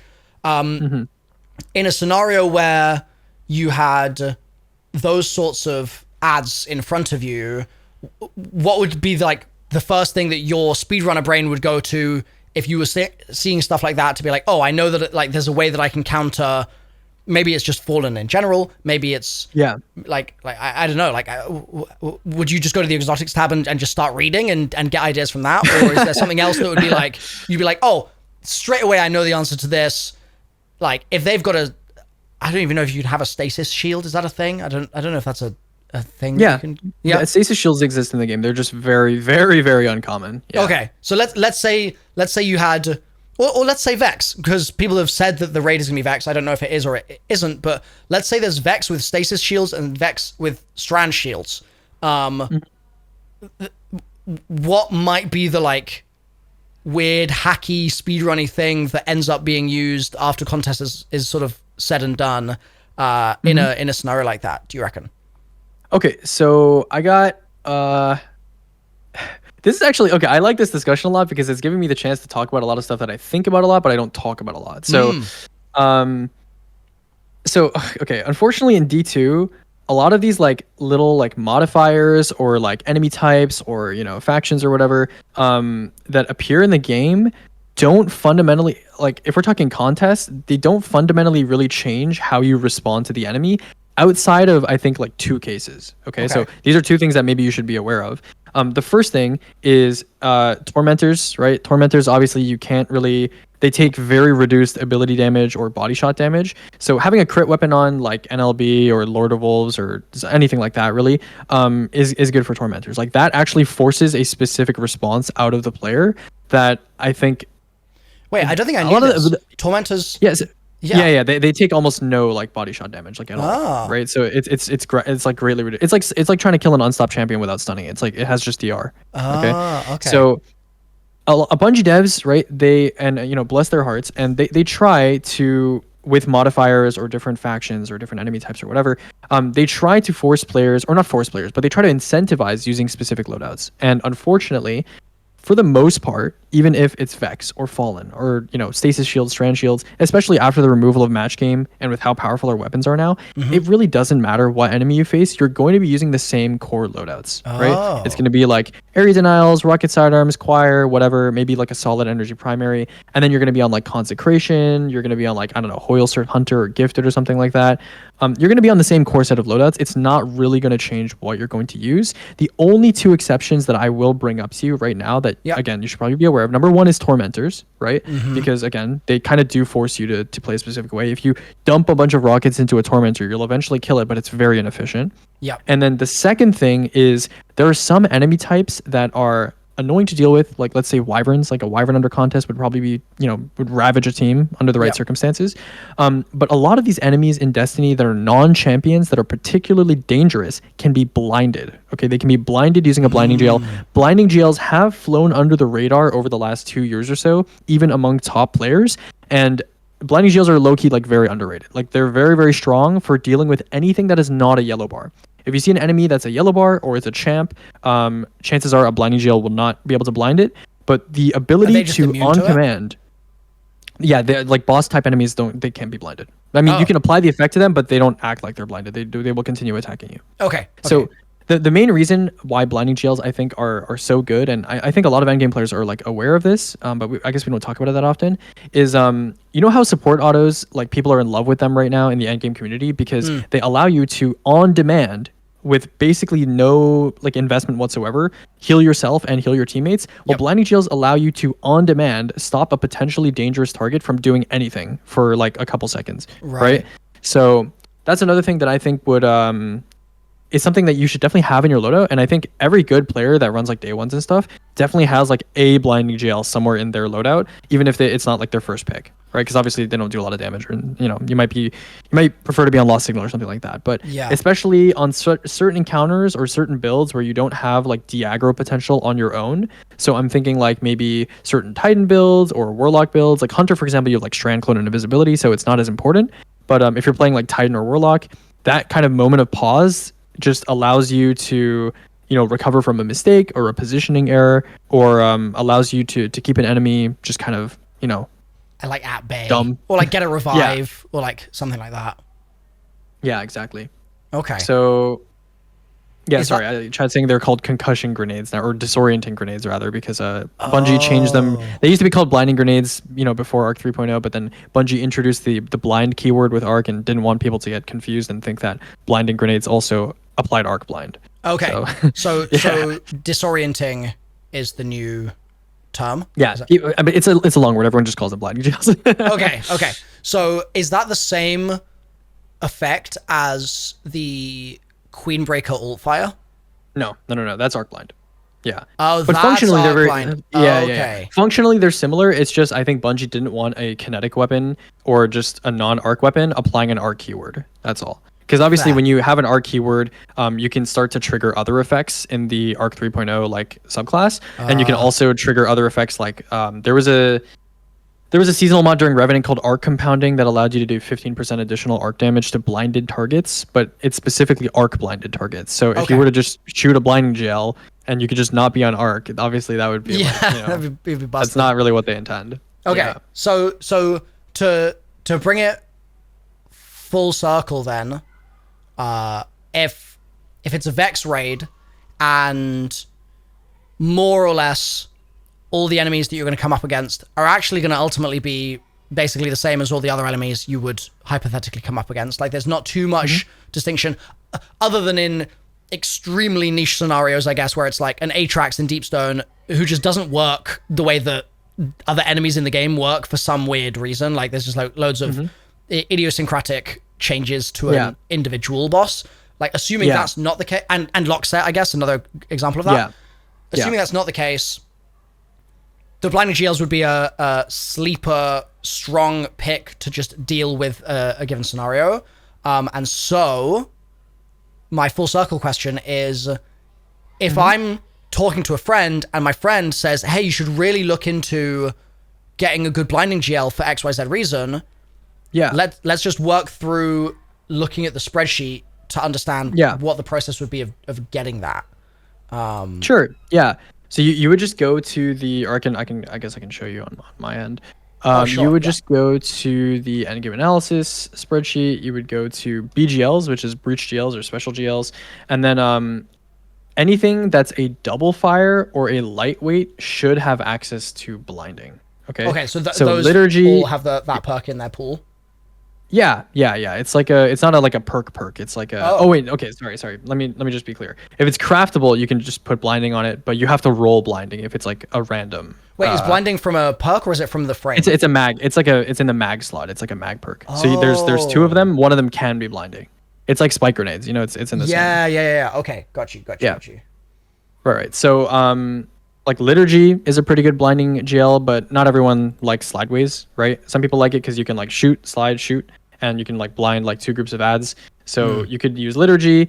Me personally, I'm like an auto-loading guy, so I'd probably pick like a Wilderflight, or I personally use Pardon or Dust. I like Pardon or Dust a lot. Blinding GLs have pretty good ammo econs, so you don't necessarily need stuff like Lead from Gold. Also, they're kind of one-trick ponies, so you don't like the perks that they have are not like super important. So you can get away with, as long as you have like some sort of reload perk like Slide Shot or auto-loading or something like that, you're pretty much chilling. Nice. Okay. Amazing. Dude. Yeah. I mean, if you didn't dares, you can just craft Pardon. Like it's chill. Yeah. Right. Yeah. Yeah. I have to say, like, the amount of work that you've put into these spreadsheets is just unreal. Like I'm just in awe. Yeah. You have a tab for everything. Like Yeah. I mean, honestly, like most of the work is done now because like season on season, like things don't change that much. Like I do tier adjustments every season where like I literally look at every single like tab and like I see if my opinions have changed on anything. Yeah. And sometimes I get DMs from people like, oh, this perk is like on top of this perk. Is that what you meant? I was like, oh no, I'll swap it. Yeah. But it was a lot of work like making the tier list. Like making the tier list from the ground up was a lot of work. But now it's like they're already here. I'm just adjusting them. So it's not that much work anymore. Well, it's I actually have a lot of fun. Like whenever like new weapons come out, like a new DLC comes out, 70 weapons drop. The changelog is just filled with all these new entries. I really like just kind of it's a nice like when a new weapon comes out. So okay, the way I like to think about weapons in Destiny is that like I mentioned in the shopping list, there's like a bunch of different roles, like functional roles that weapons need to fill. Yeah. And in your mind's eye, you should be like thinking about like when you're going through, and this is for like people in chat too, I guess, right? Like when you if you're like trying to keep a clean vault, or you're trying to like figure out like what you should be keeping and what you should be throwing away, you should have like a running inventory in your head, or even just in your vault, I guess, if you can't keep track of it, but like a running inventory of like the weapon that you prefer the most, or you think is the best in slot, or maybe is objectively the best in slot, whatever way you want to think of it, but for a specific role, right? So for example, I have a kinetic DPS sniper, right? I have a supremacy. It has rewind rounds and bait and switch. Oh, that's great. Okay. But maybe you go and do Vogue and you finish your Vogue patterns and you get Praetor's Revenge. And you go to the tier list and you're like, oh, so like the Praetor's Revenge is like, oh, it's just straight up better than Supremacy. Yep. So I can replace my Supremacy with Praetor's Revenge. But maybe later on down the line, next DLC, you see another kinetic sniper comes out and you're like, oh, it's a rapid fire. It's a good archetype. It's hard to imagine how they'd power creep Praetors, but let's say, a better sniper comes out. Yep. You should always be thinking of what is the top contender that I have access to of a specific functional role. And then you can keep like a running inventory. So that's kind of why I have a lot of fun with making these tier lists and updating them every season, because I know I have a running inventory of pretty much every weapon in the game. And when a new weapon comes out, I can just kind of like slot it into the stack. It's kind of I just kind of put it on the shelf. So it's cool because I can see like where it stands, because I know kind of like where everything is in the game, like situated. So Rocket, the Rocket Pulse frame that they have coming up, that for me was, I had a lot of fun like using it. Like it just felt really good to just hit stuff really super hard with a pulse rocket. It was just enjoyable. With something like that, when it's when it's not just like another sniper, what would you be thinking? Like, okay, I'm just going to weigh up like what its DPS is versus other stuff? Or are you also thinking like, well, this is actually super inconsistent compared to other things because like the rocket shoots kind of slow and that means that you're going to miss some of the time? Or what is your sort of decision matrix for how you rank stuff when it's like a new archetype in that sense? Yeah. So that's a great question, because like obviously we kind of did that recently with rocket sidearms. The rocket pulse, from what I've seen, it seems to have like total damage issues, and it seems like a burst like mini boss champ dealer, maybe potentially good for boss damage, but again, that's going to need measurement. So that's just going to come down to the numbers. It's just going to come down to the numbers. A little bit in Destiny is like how the weapon feels and how janky it is to use, but for the most part, it's going to come down to the numbers. Outside of stuff that has like a really unique role, like support auto, where it's not really quantifiable, it's more like a qualifiable. It's more like it fits a very specific functional role that maybe didn't exist before, or is just like so helpful that it just has to be like really, really good. So Right. the rocket pulse doesn't seem like it's as special as the support auto. It just seems like a special weapon that specializes in maybe more burst DPS and not so much total damage, which, you know, I'm all for, you know, that's fine. But we'll have to see the numbers, right? We'll have to see how good its damage is, and I'll definitely like measure it up before day one, if they're available before day one. Well, yeah, I guess if we can get them to drop in time, we will see. But yeah, I was curious because I guess the way that it sort of breaks down is you've got guns that will do damage, or you have guns that will do anything other than damage, and those in the latter category are probably a bit fewer and further between, but they are there. Like, they are disorienting, they're blinding, or they are a support frame, or they have some other sort of extremely specific usage. Honestly, it's basically just those two, and maybe glaives. Okay. Glaives are like a little unique too, but yeah, that's basically it. So maybe that means that we can sort of assume all of the new frames and all of the new weapons in Edge of Fate, unless they fit into one of those very niche utility categories, is just going to come down to, does it do more damage than other stuff? If so, then replace the thing that you had from the past 10 years of Destiny. And if the damage isn't as good, then like, sure, it might be new. Well, I guess we've got the other element to consider now, which is that new stuff gets a damage bonus. But outside of that, like also including that as part of the equation, it's just going to come down to what hits harder. The end. Yeah, pretty much. It's like add clear, damage, utility. Weapons generally fall into those three categories, and then you know, obviously some weapons you would want to use them for add clear in some circumstances, but maybe not others. Like primaries are generally used when you want to like generate ammo. Obviously the ammo system is changing in Edge of Fate, so you know the take might change on that, but we'll see. But yeah, it's honestly fairly straightforward, right? And in terms of the rocket pulse, I do think it's probably going to release pretty hot. Bungie tends to, I mean, I think they've admitted like in the past, like in like developer interviews and stuff, that they do intentionally release things a little overtuned. So people will have a reason to engage with them, and then they'll like hit them down a little afterward, right? I mean, they did that with Still Hunt, pretty obvious example. So I would assume the rocket pulse, they've probably internally tested it, and they probably will release it in a pretty strong state, but you know, I could be wrong, you know. A good example of a weapon did feel strong. Okay, that's good. Like a good example of a weapon that they released that didn't have the impact that they wanted was glaives, right? When glaives first came out, I know you weren't playing in like year 5, but when glaives first came out, they were the laughing stock of the community. People just laughed at them. They were like, "Oh, this guy's a glaive user," and people still do it on Reddit. People like, I mean, glaives are again like inherently situational, but I think Bungie's buffed them to the point where it's like, their melee is like way stronger now, which they're nerfing in Edge of Fate, but we'll see. And you know, they're obviously a very strong defensive option as well. So you know, it's just kind of, you know, whether it fills a role or not, but we'll see. I mean, when we're talking about power creep, by the way, like, and Bungie releasing stuff that's like hot or just good. If you go through every single tab on the tier list, you'll notice there's a trend that the top of the tier list is new stuff and the bottom of the tier list is really old stuff, right? It's not like, it's like, if you go through the S tier on every single one of these, the chances are it's going to be this season it came out or last season it came out, and it's going to be in the S tier. Okay. So all the people complaining like, oh, Edge of Fate is adding this seasonal buff to new gear, and like that sucks, and it's just gonna break it was gonna happen system anyway. Forever. It sounds like they've just already been doing that. So like, why would it was gonna happen anyway? Yeah. Okay. Yeah. The only thing is like, obviously the weapon itself still needs to be like useful. Like the damage increase that you get from the new gear bonus is not going to be like alone enough to like make it useful. So a lot of the weapons, they don't look amazing, so people are probably just not going to use them. But you know, for stuff like maybe, you know, primaries or like the new spread shot hand cannons and stuff like that, it's like, it's kind of whatever. And the new gear bonus is like not like so insanely high that it's going to like make you like force you to use like a weapon that you don't want to or anything like that. You know what I'm saying? I mean, like, what is the sort of discrepancy between like the best general like add clear weapon damage numbers versus ones that are just mid? Like, are we talking it's a difference of like 10%, or are we talking as a difference of like 300%? Like, what was the situation there? So add clear is not as quantifiable as damage for obvious reasons, right? But I would say, are we talking primaries or just like any add clear weapon? Sure, let's talk primaries. Sure. Okay.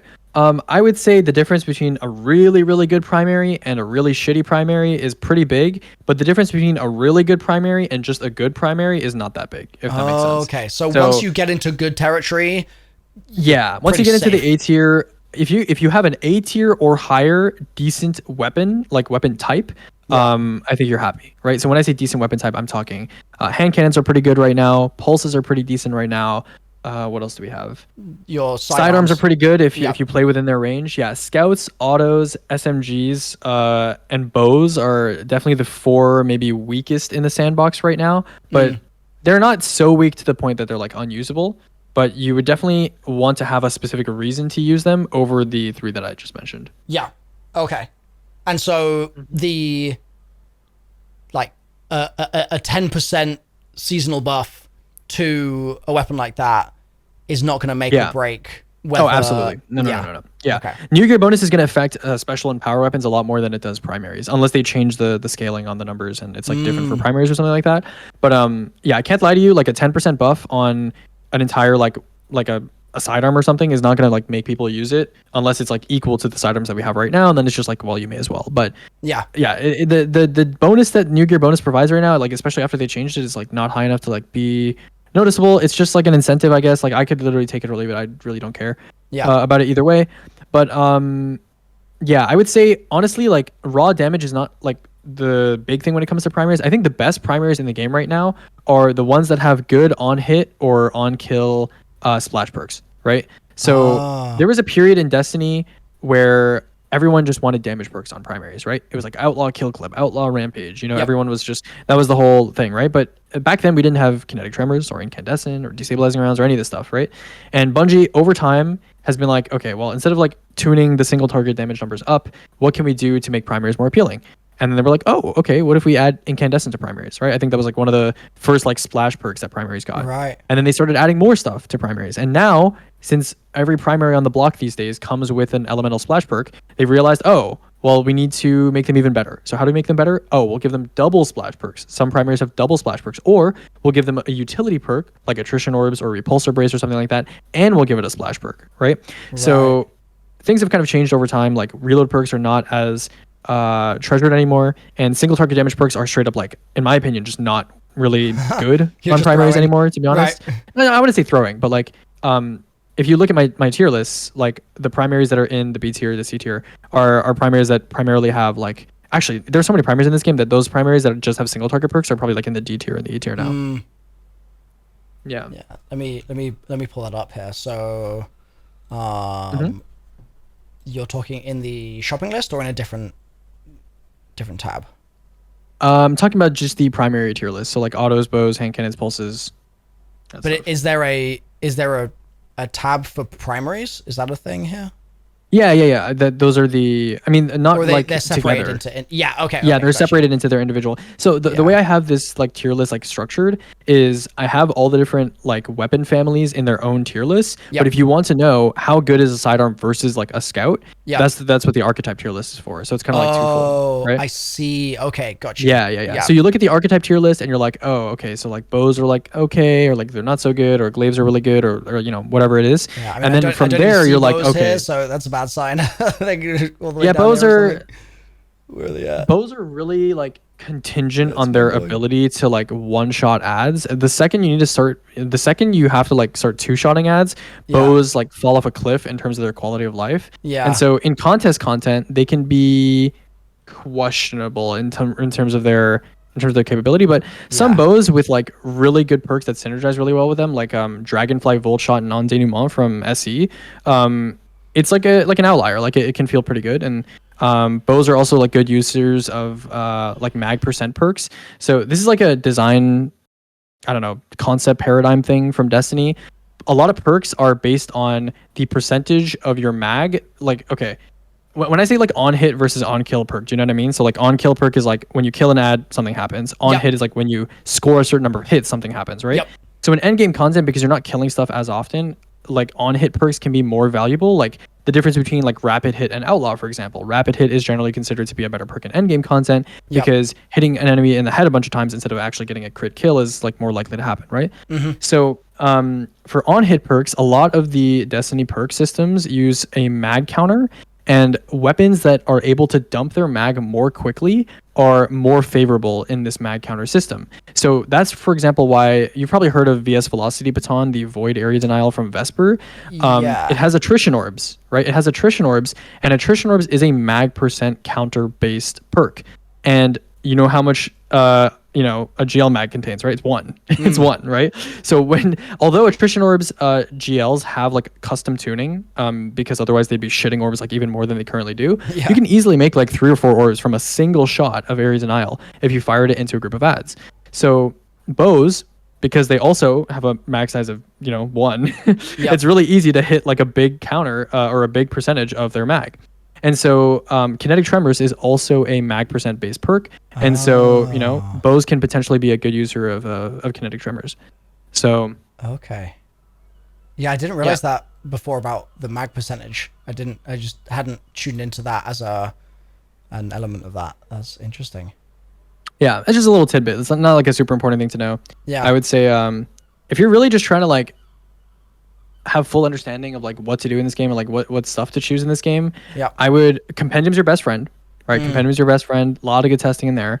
Subjective stuff, you can refer to my spreadsheets, but again, like developing some level of independence and asking your own questions. Like you can message me and ask me stuff, or other endgame players, like reaching out is always a good idea. Yeah. But developing your own independence and like your ability to generate like your own takes and analysis of the situation is obviously really important too. Yeah, that's something that I think a lot of my chat have just like not understood this at all, and I think it's probably worth me sort of saying it out loud so they can hear me saying it, which is like since day one of me jumping into Destiny properly in February, I've not been using your spreadsheets. I've not been using like light.gg or like all of those extra, like the Foundry and like all those sorts of things. I've hardly been using the Compendium, and that's not to say that these sites and these resources aren't good, because like clearly this is incredible, but I've been doing it on purpose, despite the fact that that makes my chat so angry, because I want to like wade through it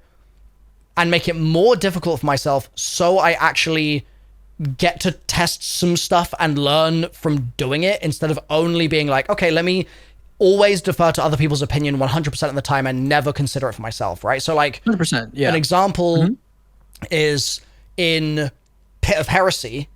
I was like, okay, I'm blind solving Pit of Heresy, and I started pulling out some very dreadful exotics for damage, but it was, as far as I'm concerned, it was good, because now I know not to do that again from actual experience, rather than just only ever taking somebody else's word for it from a spreadsheet or from talking to another content creator or what have you. And like there is definitely value in the shorthand of your stuff and the Compendium, etc. But I want to make this clear for chat, because god damn it, guys, you bust my balls on this so much, but I promise it's a legitimate thing, which is that testing and making mistakes is also a very valuable way to learn this stuff. Like as a new player, for sure, there is so much to learn. It is crazy, and sometimes you've just got to learn through action rather than through spreadsheet. As much as I love a spreadsheet, I adore a spreadsheet. I will say though, at least keep the Compendium as a reference, because the Compendium is just going to be, it's just going to be like if you want to avoid like subjective stuff and just like focus on like your little like trial by fire and just like literally like just run through the gauntlet and like try everything. Yeah. Like that's a great idea. The Compendium won't really like spoil that for you, I think. I think my spreadsheets will, but I think the Compendium is like, it'll just tell you like up front like what a weapon does. Like that's all it does. Like it doesn't like tell you what weapon to choose or anything like that. So if you're ever curious about like what a perk does, like, oh, it says bait and switch, gives me this bonus for a number of seconds, but it doesn't tell me exactly how much, right? So like the Compendium would just like clarify that for you, I guess. Yeah, I think I'm getting towards the end of my period of like totally blindly fumbling through stuff. Like it's getting to the point where like the sorts of questions that I'm starting to get interested in is like, okay, Hezen is at the top of your shopping list, like why? Like and not just why, but how do I put it in a build in such a way that it is being used to its maximal potential? And that's where it comes in with like, okay, I need to make sure that there's a well, and I need to make sure about figuring out a debuff. And like, I've been playing a lot of Warlock, primarily solo Warlock, so I can be placing wells all the time. But that means that a lot of the time, other people are sorting out the debuff for me because maybe we've got a div, or maybe it's something there's a weaken being applied from a grenade or whatever. And so I'm starting to get to the point where I'm like, okay, I can't entirely be relying on just like other people solving those things for me. I need to start understanding it all. And that's where the sheet is like so useful, because I can go, oh, okay, like this is a really great option if I want to try and get Transcendence more. And maybe that's going to be really important if I'm doing a specific build, and I can then combine that with a specific thing that's going to be really good for my damage phase. And understanding how to plug these things together is like the next frontier, I guess, of my learning how the hell all this stuff works, because there's so much of it. And I will say something that's kind of admirable, or, you know, valuable, I think, is it's kind of tough to say, I guess, because a lot of Destiny players don't want to hear this, but there's a big, I don't want to say problem outside. In this game. No, sorry. No, well, that's one of them. Sure. But there's an epidemic in this game of people reading things in game and them sounding like they synergize with each other, or sounding like it, you know, in theory on paper, it's like, oh, this works, X works with Y, right? Or this sounds like it would be really good with Y, right? Yeah. And then people just run to the bank with that. Like they they take it all the way. And at the end of the day, you just got to keep yourself sane and remember what your fundamental goals are, especially if you're playing endgame content, right? Because if you're just doing strikes or whatever and you have like some quirky build, like that's totally fine, right? Yeah. But like when you're playing endgame content, I'm all for innovating, and trying things yourself will objectively be like the best way of like knowing that. So you might be like immune to this, but there's a ton of people on Reddit, on Twitter, just Destiny people in general, that they, you know, they lose sight of the forest for the trees, if that makes sense, right? Like you they get so absorbed in like specific aspects of really specific build crafting that they forget that the whole reason you build craft is to either, you know, do consistent damage, or stay alive consistently, or kill ads consistently, right? Yeah. And, you know, a lot of the time the stuff that's meta, like people, you know, they're like they don't like using meta stuff and whatever. That's understandable. But a lot of the time the stuff that's meta is that way because it is the path of least resistance, you know, the Archetypes reference. But you know, it is like it is the easiest way of accomplishing these goals, and the most convenient way that people have found. Yeah. Okay. So it's a hard problem to really like distill, I guess. I guess in a way, but it sounds like part of what you're saying is like, don't make the mistake of thinking that if, like, let's say I find some off meta thing that I read in the game and I'm like, holy moly, this could be insane and nobody else has thought of this, and I'm going to create a strat that entirely revolves around it and it's going to be viable. Like, yeah, don't over-index on thinking that is genuinely going to be the new meta, because ultimately, like, is that kind of what you're getting at, or I'm not even much?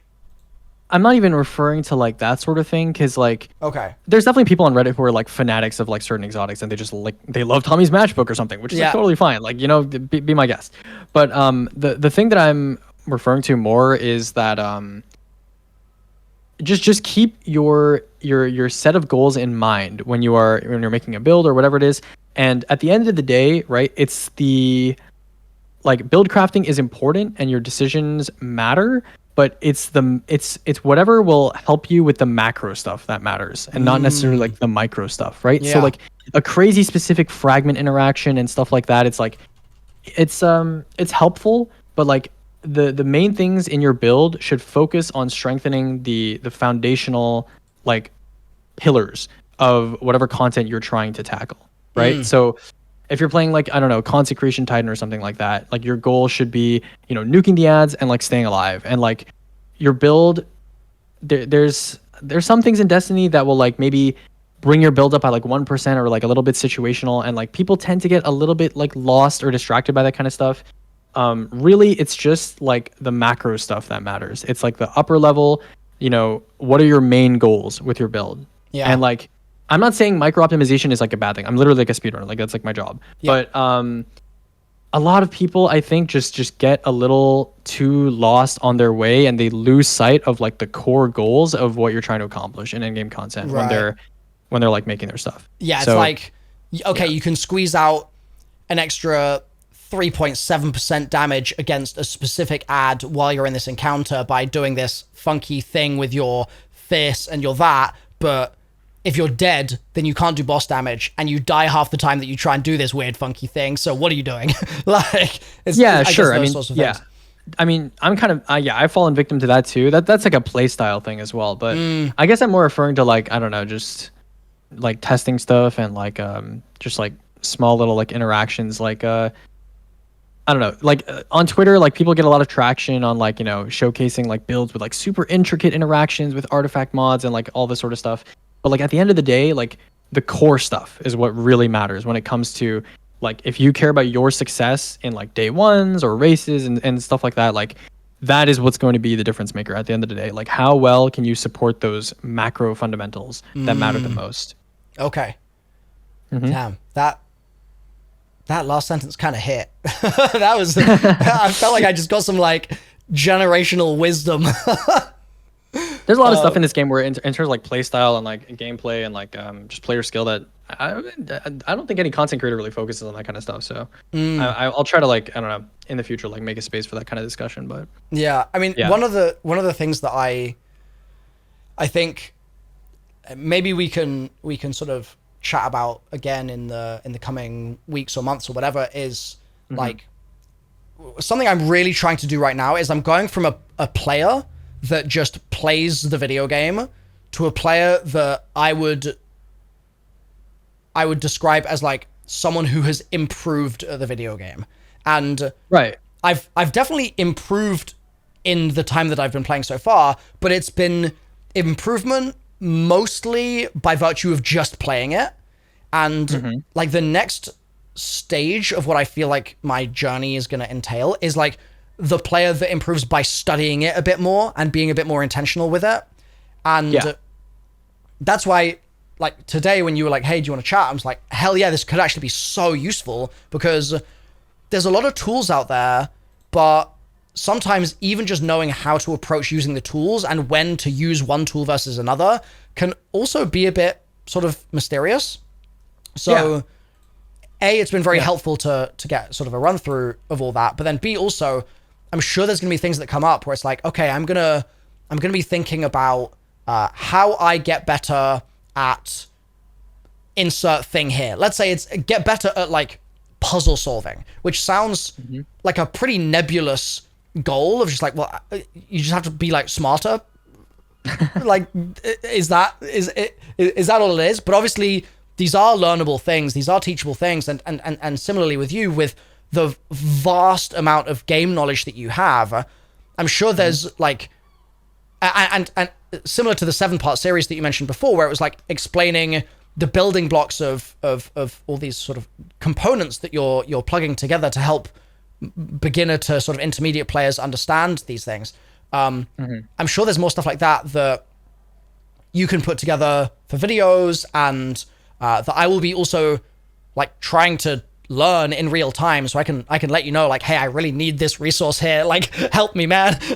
But I'm sure those things will come up, and it'd be really interesting to see like what the combination ends up looking like of my beginner needs in that space, and then what someone like yourself is able to sort of create to accommodate for that. Because fingers crossed, obviously we don't know, but fingers crossed, Edge of Fate is going to begin to bring in some new players to Destiny. Like a lot of the systems changes that they're making are designed for that.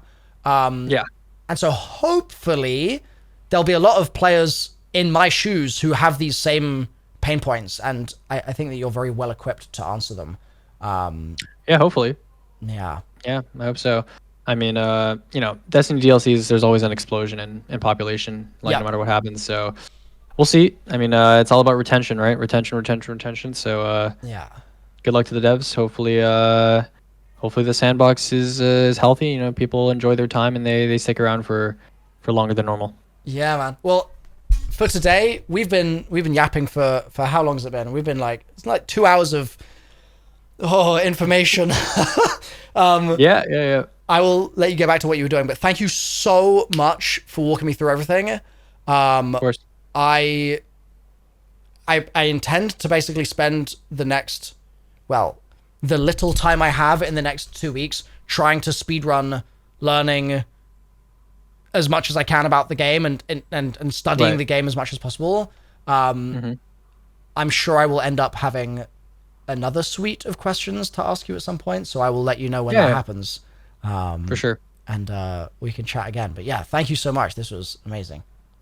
Yeah, the big thing is just familiarize yourself with the tools that you have in the sandbox, whether it's subclasses for the most part, people just kind of say on the same stuff. But I'm mostly talking about, exotic weapons, legendary weapons. That's most of it. That's most of it. Yeah, just know what's in your toolkit, and then the application part, it's not too bad once you've used everything. It's kind of falls into place. Yeah, just got to get that game time in, getting to grips with it all. Yeah. So when's your next little raid again? Next dungeon is going to be in the next few days. Oh, okay. I think I'm going to be doing Grasp for the first time. All right. I also need to do the Lightfall campaign. No. Hold on. It's Vow first. Vow's on the 29th. Then it's Lightfall, I think, after Vow. And then the Lightfall raid, Root of Nightmares? Well, I've got to play the campaign, and then we'll be doing Ron, yeah. Okay, got it. Yeah. And then after Root of Nightmares will be Salvations. So I'm skipping King's Fall and Crota for now, and I'm going to come back to them after Edge of Fate, just because I physically don't have enough time. this game has so much content. It's just unreal. We're gonna have 10 raids. 10 raids. Yeah. That's mental. And then if chat's really, really nice to me, I'll go back to Destiny 1 and I'll play all the Destiny 1 raids in Destiny 1. But you guys are gonna have to be really nice to me for that to happen. Yeah. Plenty of other stuff to be working through for the time being. What are you gonna when you finish up a new raid? What do you do? Is that a weird? Finish speedrunning a raid? Yeah, will you go back to just speedrun old stuff at that point, or what? Or will you just keep speedrunning the new raid until the next piece of endgame content comes out, another dungeon or something? So I'm primarily a raid speedrunner. That's what I'm known for. There are 9 raids in this game though, and raids take a lot of commitment to get a decent time in. So I usually just move on to another raid, or I circle back to another one that Destiny speedruns generally are the difference between times is strategy. So a lot of the time we come back to a new raid in a different sandbox, and there's new stuff. I'll give you an example actually. Something you might not know is the Hunter Storm's Edge super, right? The teleporting knife one. I don't know. It's an arc super. The Hunter does a little twirl and shoots an arc spear and then teleports where the spear lands. I think so. I think I've probably seen it. I think. Yeah. Yeah. So in speedrunning, there are some breaches where you can breach into a ceiling using Storm's Edge. So that kind of stuff, we don't expect it to be added, and sometimes it gets added, and we're you could do a new skip. Yeah, so there's a skip you can do in King's Fall right now. Do you know the King's Fall boss names, or should I not spoil that for you? No, I know nothing about King's Fall. Okay, well, there's a skip you can do from one boss to another that was not possible before, but because of Storm's Edge, it's now possible. You've done Last Wish, right? Yes. Yeah. Right. So in Last Wish, there is a breach you can do with Storm's Edge that 3 people do at the end of Riven during Riven Final Stand. Yeah. And they breach through her chin, and that allows them to go out of bounds during the Queen's Walk encounter. And we actually do almost the entire Queen's Walk encounter out of bounds now. Wait. I've also So the breached heart's through carried Riven's out of the chin. map. Oh, have you? Yeah. Wait, are you talking about... Hold on. This might be something that you could make use of. If you... No. I know what you're talking about. If you stand in a specific place when she like comes out of the wall and she slaps you around a little bit, sometimes you can clip into her body hitbox. Oh, you're talking about while she's alive.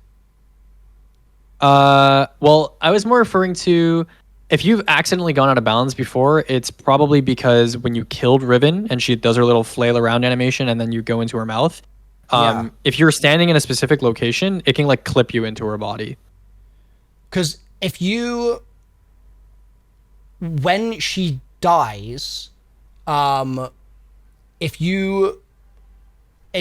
think you need to enter the instance before her body has loaded in.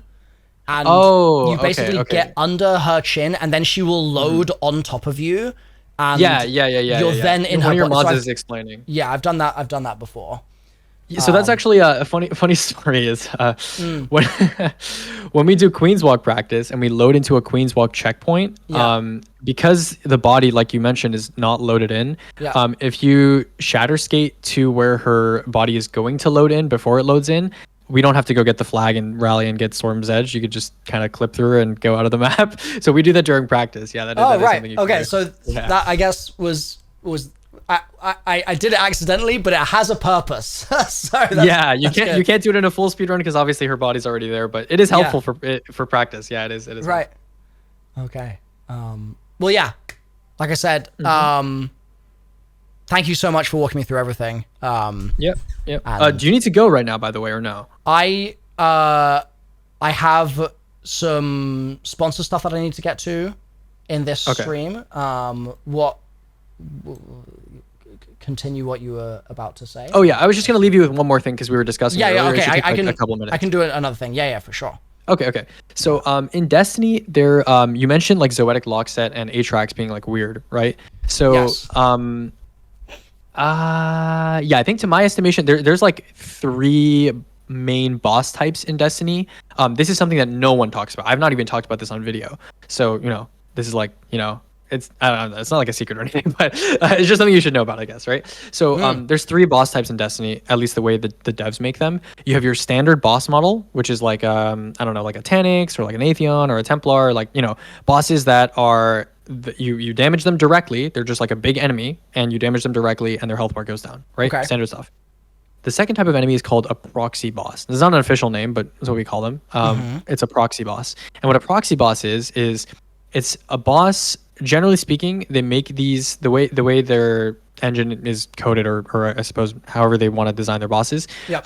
If you have multiple enemies that represent the same health bar, right? So think about Atrax or Zoetic Lockset, or actually in Grasp of Avarice, the Fallen Shield boss. Oh, that's a proxy. Okay, sorry. Ignore that. Well, I mean, it's not too much of a spoiler, but sure. Let me try to think. There's other examples. I can totally imagine, like, it's almost like. Okay, I don't know why this is where my brain has gone, but how your like eyeballs are on little stalks that go back into your head? I'm almost imagining like the 4 locks are the eyeballs, and then they're all sort optic nerve. Yeah, they're on like secret stalks that lead back to the actual brain that's like behind a wall or something. Like that's sort of what we're talking about. Sort of. So I'm just referring to when you have multiple separate damageable entities that need to have their own like computations taking place. Yeah. And they need to all have their damage calculated separately, but they all need to affect the same health bar. Okay. So that's what a proxy boss is. Another example, actually, in Deepstone Crypt, the first encounter crypt security. Yes. Yeah. So you know how there's 6 different fuses, and they all need to be accounted for individually, because obviously if you damage the wrong fuse, you wipe, right? Yep. So that's actually another proxy boss, even though it may not look the part, right? So for whatever reason, proxy bosses in this game at an underlying level, they all have problematic interactions with certain things. So you know how crit damage doesn't work properly on Zoetic Lockset, and neither does Tractor or Tether? The same thing applies to Atrax. If you try to shoot Atrax in her crit, she will take body shot damage. So this is actually female this whole time. Oh yeah, she's a no, I've been saying Oh God. Don't worry. A lot of people call Aatrox a lot of people call Aatrox a he. It doesn't matter. Anyway, Okay, so, well, now I know. Yeah, so Aatrox has a glowing crit in the center of her chest when extinction starts, right? It's like the yellow core thing on her chest, right? You can shoot it and you'll get yellow numbers for crit damage, but it will do body shot damage to the health bar, right? So I've tested this with like Sleeper and Goldie and stuff like that. So this problem has been in the game for years. It's just everyone T crashes or damage supers Aatrox, so nobody cares that you can't do crit damage to Aatrox. But obviously, on day one, people were using Queenbreaker and stuff like that on Zoetic, and we discovered that it's still a problem, right? Yeah. So in the future, if you ever encounter a boss that has multiple entities that have to be accounted for separately, you can assume this is a proxy boss, and you can assume that only regular weakens will work on it, and that crit damage won't work on it until they patch this. And this has been on their known issues list for like 6 months or something. So, or not 6 months, but it's been a while, and they haven't fixed it. So presumably, it's a hard problem to fix, and it's like at the engine level or something like that. Another cool fun fact for you is that proxy bosses, all of their health is actually tied to an individual enemy that's kept in a box out of bounds. So in Zoetic Lockset, if you ever do damage to the boss, or you like debuff it, or you do some sort of damage over time effect, look on the under the floor beneath you, and you'll see immune ticks under the map. There is actually a 5th Shrieker under the map on its own, whose health represents the entire health bar. And so people have tried to go out of bounds to damage it, but it's quite difficult. So Aatrox, for example, also has a captain in a box that's way out of the map, completely out of the map. Yeah.